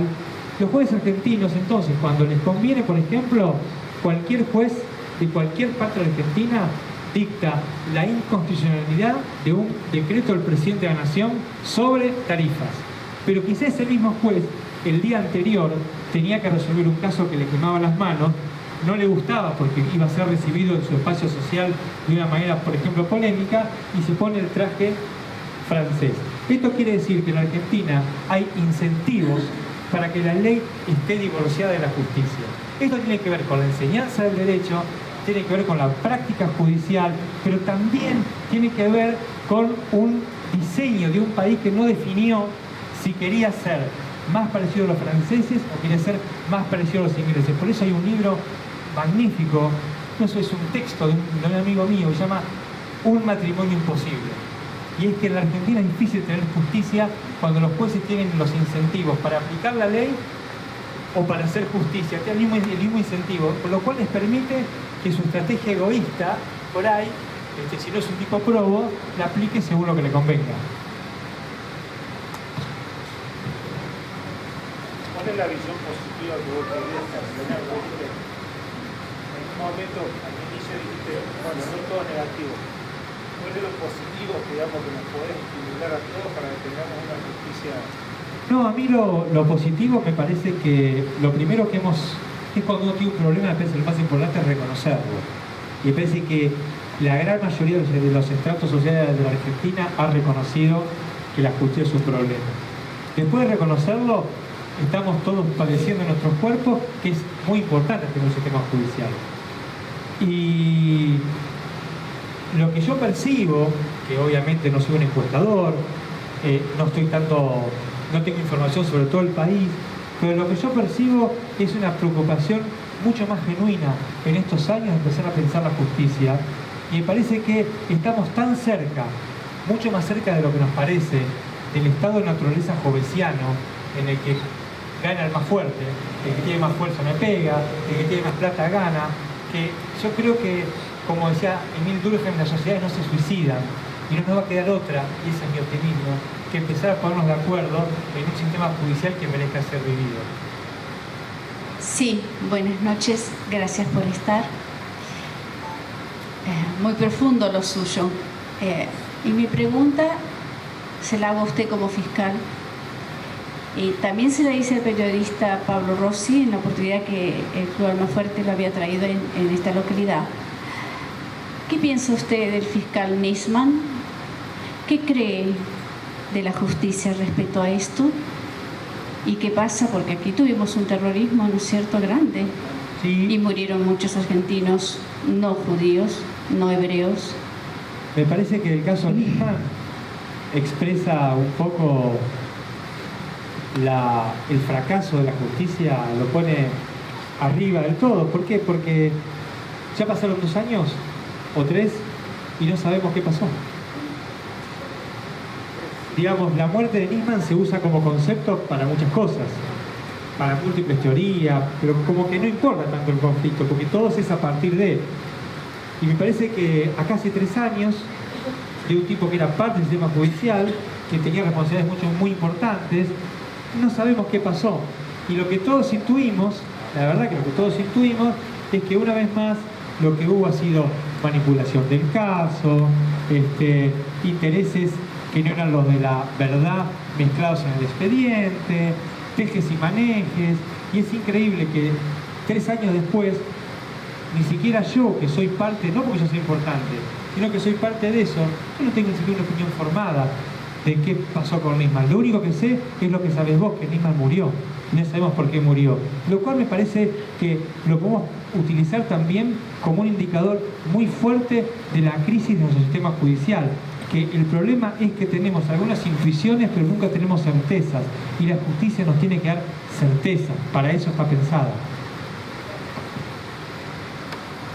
Doctor, dentro de estas falencias que está comentando del sistema judicial y que termina siendo injusto, la ley de arrepentidos que está cambiando tanto la justicia, ¿es entonces un avance o termina siendo un retroceso, legitimando un poco el crimen y incluso permitiendo que pueda llegar a fomentarse el de cuello blanco y demás? Mira, yo tan tonto no soy. Yo reconozco que el arrepentido tiene una eficacia impresionante, porque ¿quién puede negar la eficacia de un tipo que viene y te dice, te quiero contar que hice esto y aquello? A mí lo que, como alguien que se acercó más o menos a la filosofía, lo que me duele, me parece que el arrepentido expresa un poco el camino del fracaso del Estado-Nación. Porque primero no es un arrepentido.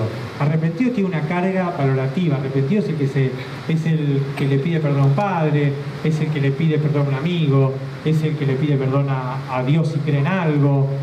Entonces, me parece que esto es otra cosa. Es un contrato que firma una persona que violó la ley con aquel que debe castigarlo. Y a mí me hace ruido en términos morales. Me parece que no está del todo bueno que el Estado pacte con delincuentes, porque el Estado tiene la suma del poder, tiene el monopolio del ejercicio legítimo de la fuerza. Con nosotros hace lo que quiere. Entonces me parece que la figura de arrepentido lo que hace, en definitiva, es poner en blanco sobre negro la impotencia del Estado. Como que dice, bueno, vos me robaste, vos me pegaste, pero como yo no sé cómo descubrirlo, bueno, vení, contámelo, que yo te voy a dar una pena un poco menor, y entonces quedamos más o menos empatados. Vos te vas a tu casa con un castigo menos alto, yo rápidamente soluciono el problema y todos amigos. Pero me parece que el incentivo, no sé si el incentivo está bueno, pero reconozco la eficacia, y lo que más me preocupa es que además esas figuras también son importadas de otros sistemas legales. Por ejemplo, son propias del sistema anglosajón, donde los fiscales tienen otro tipo de diseño, están pensados para hacer otro trabajo. De hecho, negocian con las personas antes de ver si se va a arrepentir, los entrevistan informalmente. En fin, hay otros patrones culturales que hacen a veces que sea difícil insertarlos acá. Lo que es obvio, no puedo discutir, es que tiene una eficacia tremenda, porque es un tipo que viene y dice, señor juez, hice esto y aquello, y además se expone, en el caso argentino, a que si miente, no solo pierde el beneficio, sino que comete otro delito. Pero me parece que hay que dividir, hay que separar, si se puede, la eficacia de la cuestión más bien moral. ¿Alguna pregunta más? Sí, acá.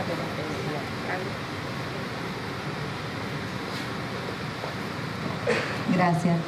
No, es para expresar que, bueno, hemos escuchado un lamentable diagnóstico de la justicia, que es lo malo de la reunión, pero lo positivo es que nos animamos a hablar de cómo está la justicia y que lo haga alguien que está dentro del sistema y lo comparta con los abogados que trabajan para la justicia y con el común de la gente, que somos los que no estamos inmersos en eso.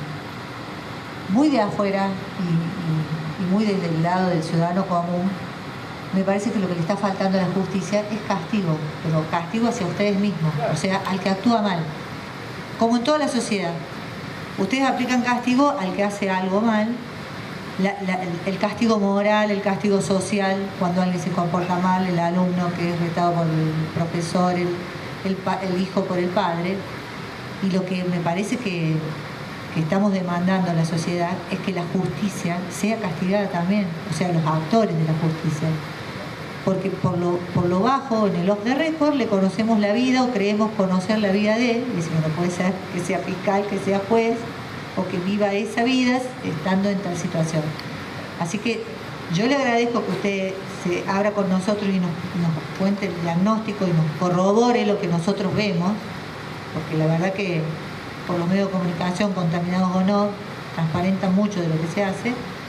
y bueno, creo que los ciudadanos estamos demandando eso, que el que actúa mal sea castigado, como cualquiera de nosotros. Sí, yo estoy de acuerdo. Yo hoy lo decía antes, que hace falta implementar el sistema de premios y castigos. Digamos, y lo peor de todo es que no hay que crear nada, no hay que reformar nada, porque el Consejo de la Magistratura existe, porque el Ministerio Público tiene sus aparatos de seguimiento y de fiscalización. Lo que pasa es que tiene que ver con lo que yo decía hoy. Con esto me parece de la noción sistémica. Lo digo vulgarmente, entre bomberos nadie se pisa la manguera. Entonces me parece que el sistema absolutamente lo que hace es no mirar. Y es la única explicación para que muchos tipos hayan sido jueces durante 20 y pico de años cuando tienen récords de haber hecho las cosas mal.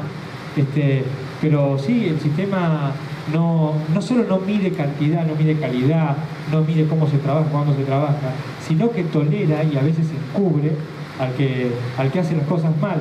Y eso además tiene un componente tremendo para el de abajo, para el pibe, para el que recién entra, porque lo que empieza a mamar es que entre lo que dice la ley y la práctica hay una distancia muy fuerte, y encima de todo es probable que le vaya mejor al que se porta muy mal, al que hace lo que no tiene que hacer, y el tipo que quiere hacer las cosas bien siempre queda relegado porque es casi, perdón la palabra, pero es el pavote del grado. Entonces sí, estoy de acuerdo, la justicia tiene que hacer un trabajo de autodepulación, y también un trabajo que tiene que hacer la política, porque el control dentro de la República, el control, digamos, de los jueces y los fiscales, es un control que está repartido precisamente en las corporaciones políticas, de académicos, de abogados, todos forman parte del Consejo de la Magistratura a nivel federal. Sin embargo, el Consejo de la Magistratura va a pasar a la historia no por los jueces que nombró, sino por los jueces que no echó y que los jueces que encubrió. Entonces me parece que los políticos pues se dan cuenta 10 o 15 años después, cuando dejan el poder, empiezan a padecer a los tipos que ellos mismos protegieron. Y el Consejo de la Magistratura es un organismo que está pensado para que lo represente los senadores, los diputados, el Ejecutivo, los abogados, los académicos, y no me acuerdo si otra corporación más. Y es increíble que uno piensa a priori, esa gente no se va a poner de acuerdo, y eso está bueno en lógica republicana. Si entre ellos no se van a amañar, es probable que lo que salga a luz sea la verdad. Sin embargo, los jueces, incluso los peores ejemplos, nunca fueron expulsados, sino que canjearon su renuncia a cambio de una jubilación. Y el ejemplo es terrible, claro. Sí, yo quiero hacer una pregunta. ¿Qué te motivó a empezar a hacer esto, a luchar en contra del propio sistema judicial, estando adentro, a salir a dar estas charlas? ¿Fue un poco el miedo a que sea invisible esta lucha y a que te pase algo, a hacerte más visible? ¿Fue algo que tenga que ver con esto de devolverle a la polis, como decimos, a la ciudadanía, que se vuelva a apropiar de la ley y de la justicia? ¿Qué es concretamente lo que te motiva a hacer esto? Cuando yo entré a tribunales, casi por casualidad, para colmo, con las vueltas de la vida, quien era mi jefe vivía a 3 cuadras de mi casa, lo veo siempre, nos decía nos inculcaba esto del servicio público. Y a mí que éramos servidores y que teníamos que, mientras estemos ahí, había que servir a los demás. Y ahí me pareció que yo no tengo demasiadas habilidades, la verdad es esa, y me pareció que esta historia de la crisis de la justicia a mí siempre me gustó escribir, eso me salía razonablemente bien, que tenía que de algún modo intervenir. Y no podía cortar una calle, no me gusta la política, no me gusta hacer partidos políticos, no lo sé hacer, no lo quiero aprender. Entonces se me ocurrió empezar a intervenir desde la escritura. Y me parecía que era una forma de cumplir con mi obligación, de además de ir a trabajar y de percibir el sueldo y hacer el trabajo que tengo que hacer de acuerdo a la ley, tratar de contribuir a la sociedad, sobre todo los fiscales, que somos abogados de la sociedad, somos nada más que eso, tratar de contarle a la sociedad qué funciona bien, qué funciona mal y cómo se podía empezar a pensar algún tipo de solución. Me pareció que eso era parte de mi trabajo y por eso lo empecé a hacer. Perdón, no tengo el micrófono, pero pregunto, ¿cómo se produjo tu ingreso? ¿Cómo ingresaste a la justicia federal? Ingresé a la justicia porque cuando estudiaba abogacía, un compañero de facultad me dijo, estaría bueno que empieces a trabajar en tribunales porque es una forma que tenemos de poner en práctica todo lo que acá estudiamos. Y yo decía, pero a mí no me importa, a mí me gustan los deportes, esto no me gusta. No, pero venite. Bueno, me llevó de meritorio y entré de meritorio. Éramos 3 y el juez nos dijo, son 3, en 3 meses voy a elegir cuál de los 3 va a quedar. Va todo para el mismo lado y yo voy a elegir. Y me eligió. Y después, casi sin darme cuenta, tuve 2 o 3 golpes de suerte muy altos, muy importantes. Y pues, después me acostumbré. Pero así que... Está bien, gracias. Hola. Concluyendo, en nuestro país tenemos un problema de ética y de falta de ejemplaridad desde el poder hacia abajo. O sea, la gente, el común de la gente, no tiene un modelo para imitar. Sí, yo creo fervientemente en los buenos ejemplos. Y yo no sé, desde la base donde nosotros estamos, cómo podemos aportar para cambiar las cosas. Digamos, para mí, aunque no soy un kantiano, para mí Kant tenía la solución para todo esto. Que el tipo decía que todos nacíamos con un chip acá, marcado así, que lo tenemos desde que nacemos. Y él lo llamaba imperativo categórico y decía que nosotros tenemos que hacer cosas pensando si cada acción nuestra va a poder ser considerada ley universal, es decir, si va a ser buena. Y que si cada cosa que hacemos pensamos que las consecuencias que tiene no le van a hacer daño a nadie, no vamos a pisar el cogote de nadie, no vamos a molestar a nadie, bueno, eso es guiarse de acuerdo al imperativo categórico y tratar de hacer las cosas bien. Y a mí me parece que cuando estamos en una crisis, al menos en la justicia como ahora, hay que empezar por el principio. Y hay que empezar por los buenos ejemplos. Y los buenos ejemplos, digamos, todos tenemos nociones básicas del bien y del mal. Y a veces que hay que tratar de, en lo posible, en lo que podamos, en lo que no signifique suicidarnos, tratar de cada uno de nosotros hacer las cosas mejor que puede, y es probable que el resultado de eso, como decían los viejos sociólogos, sea crear una sociedad en la que todos podamos vivir un poco mejor. Aquí hay otra pregunta. Buenas noches.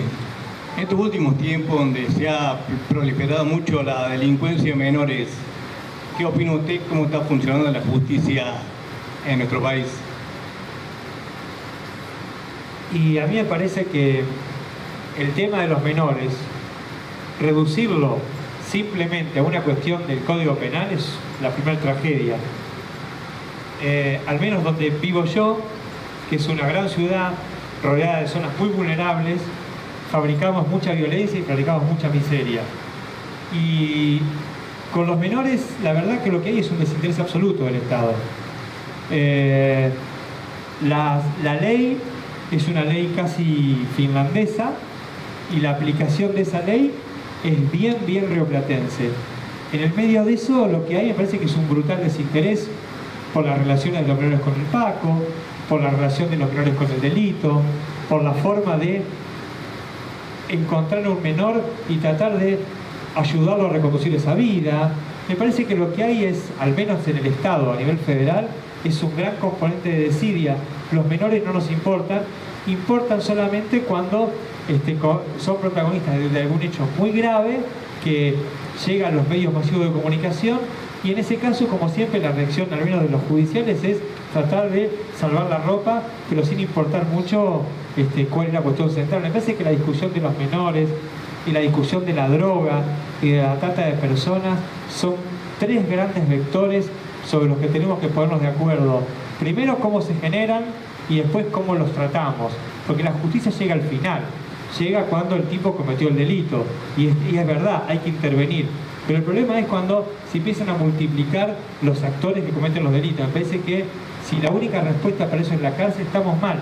Tiene que haber castigo, obviamente, tiene que haber un proceso de resocialización, pero tiene que haber algo más que ayude a que eso tenga otro cauce, porque si no me parece que es violencia y violencia y violencia, y el resultado de la violencia es más violencia.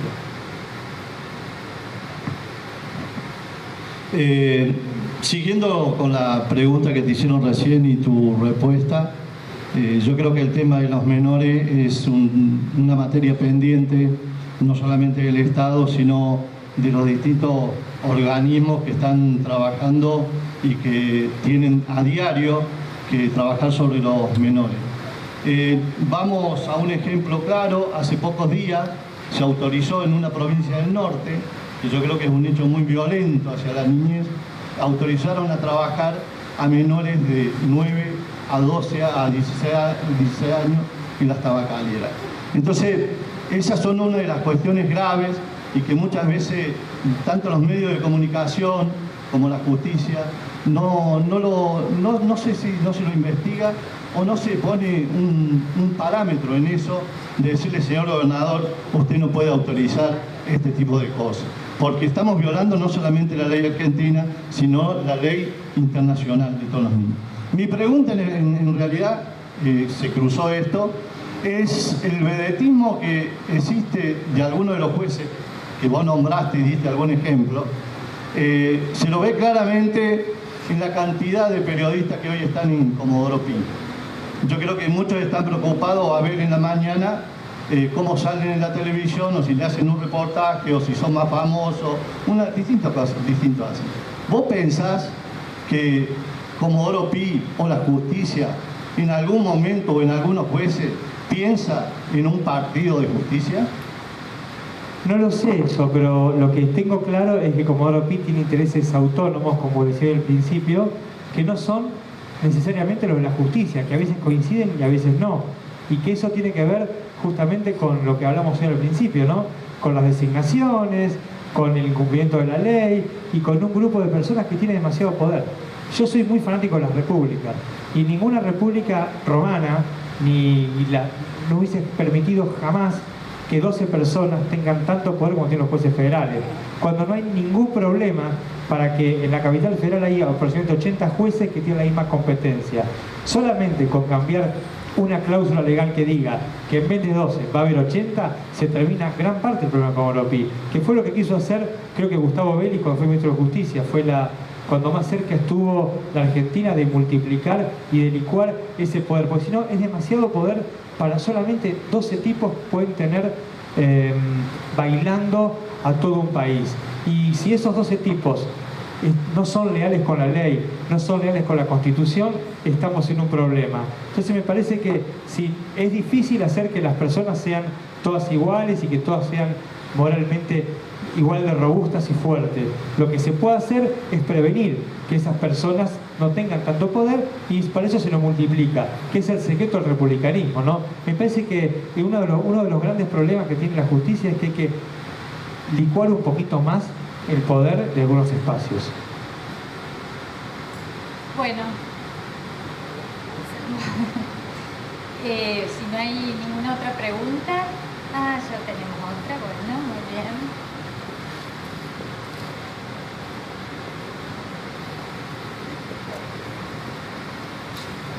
Sí, buenas noches.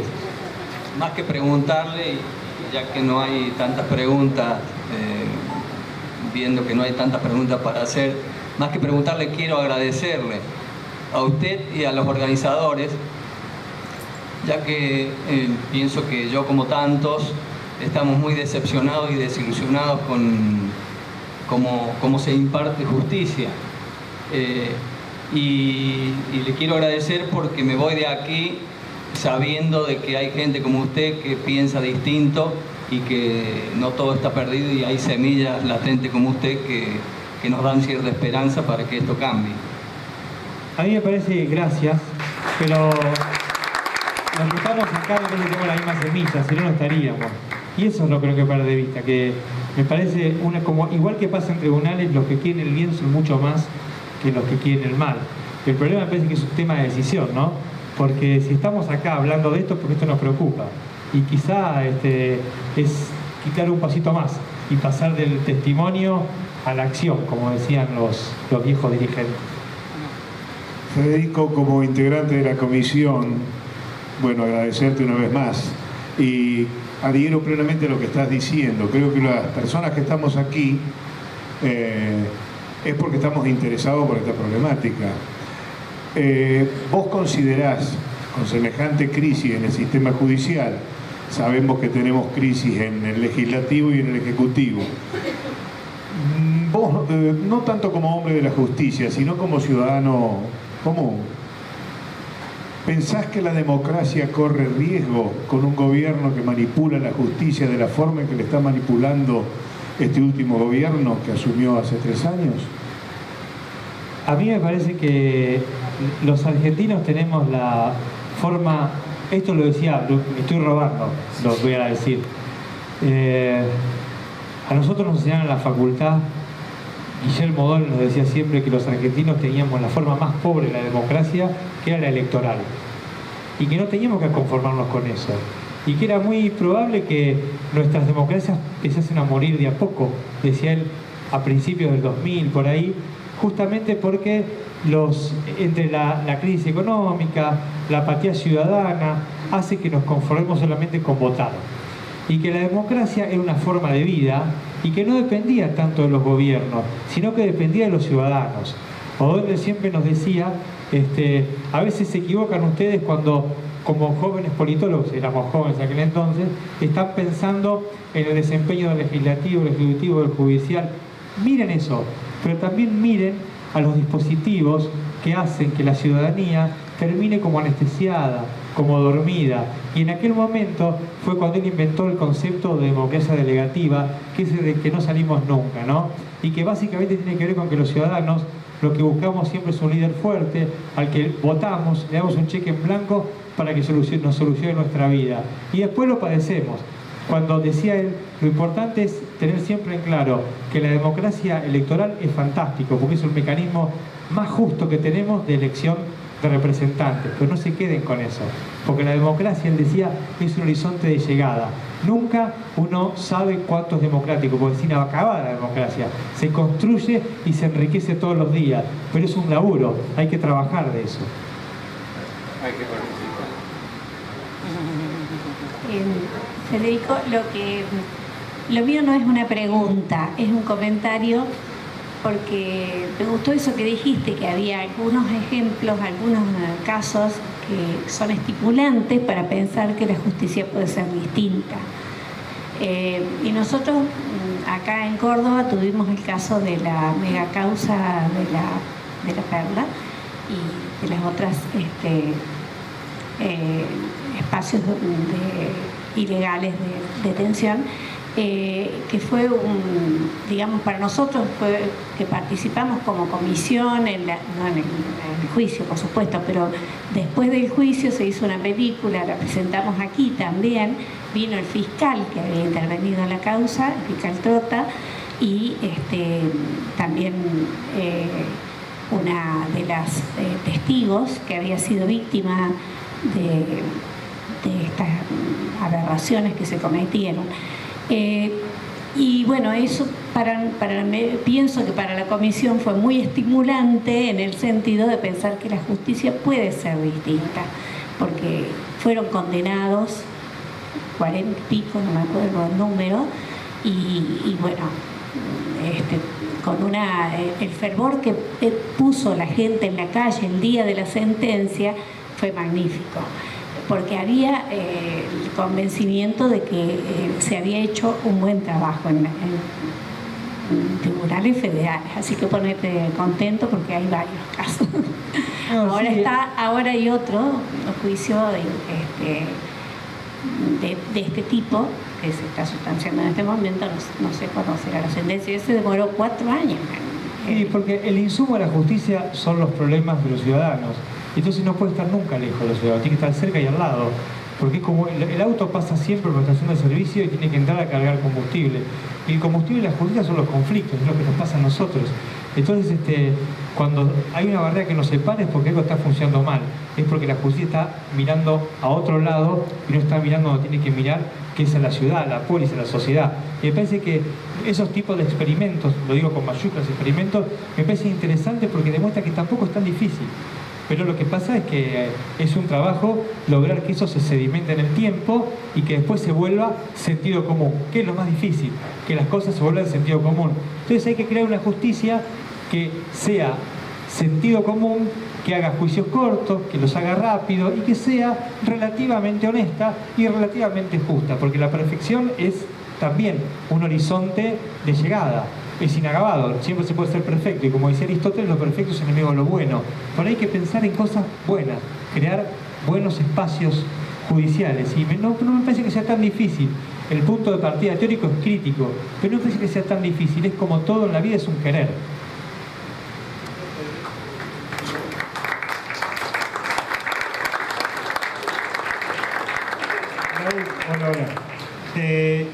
Con respecto a lo que dijo Trombo, lo que siempre adjudicamos al presidente que se mete en la justicia, todas estas cosas que nosotros de acá inventamos, que decimos, pero la verdad que nunca es verdad eso. Tenemos un ministro de justicia, baja orden. Pues no, todo... a mí lo que me parece que en nuestra región, básicamente, y también todo el mundo, en todo Occidente, al poder nunca le gusta que lo investiguen. El poder siempre detesta que lo investiguen. Y todos los gobiernos en la Argentina lo hacían de manera diferente, trataron de contrarrestar las investigaciones. El menemismo que hacía, digo, los pocos ejemplos brevemente, y por ahí no sé si te sirve, pero el menemismo que hacía, ascendía a los jueces fiscales molestos o les daba un sobresueldo, digamos, sencillo.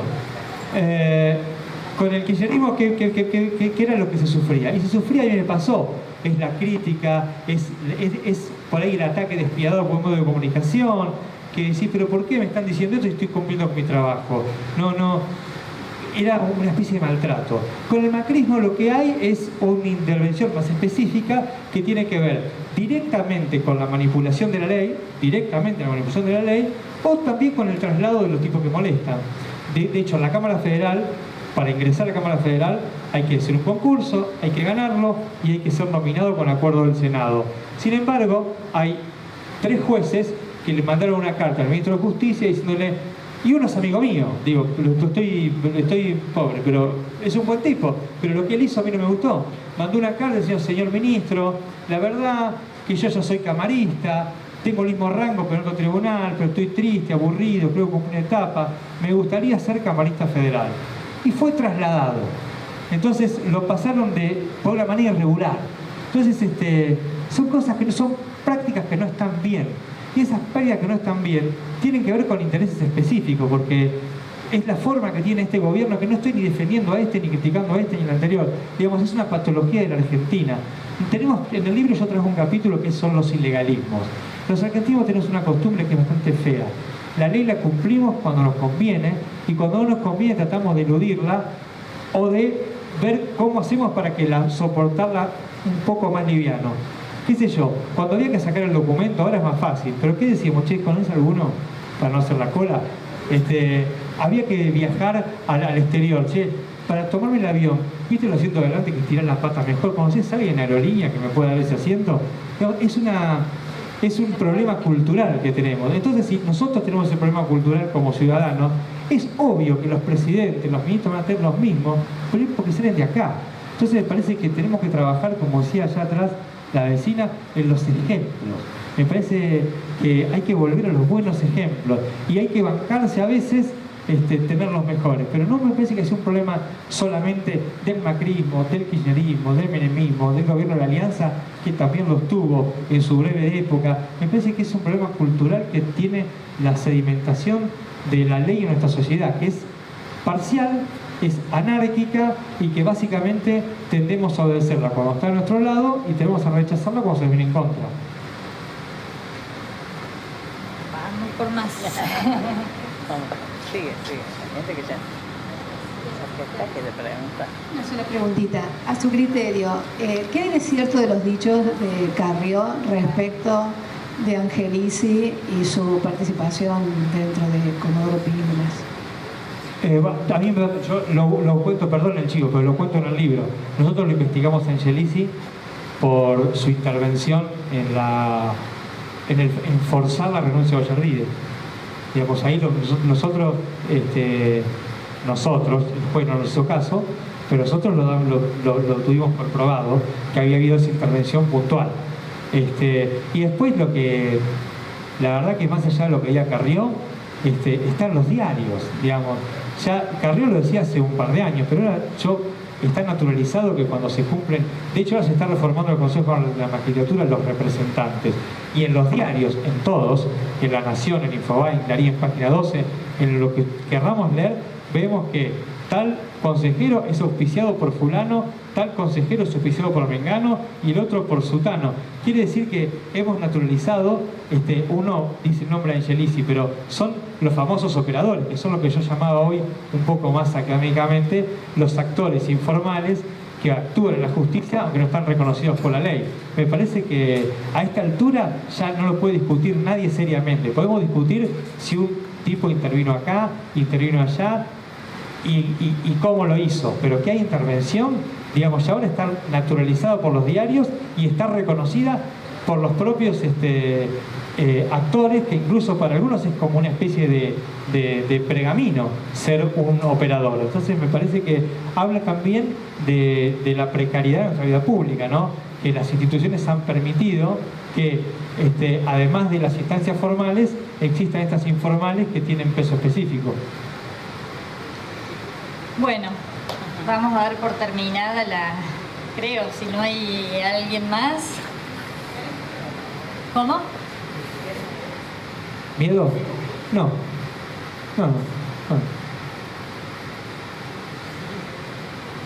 Gracias, me honraron. Muchas gracias por todo.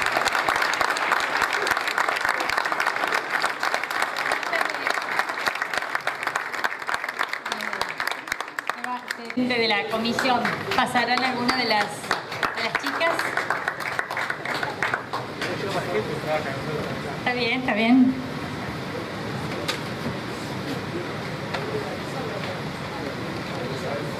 Tenemos un pequeño obsequio.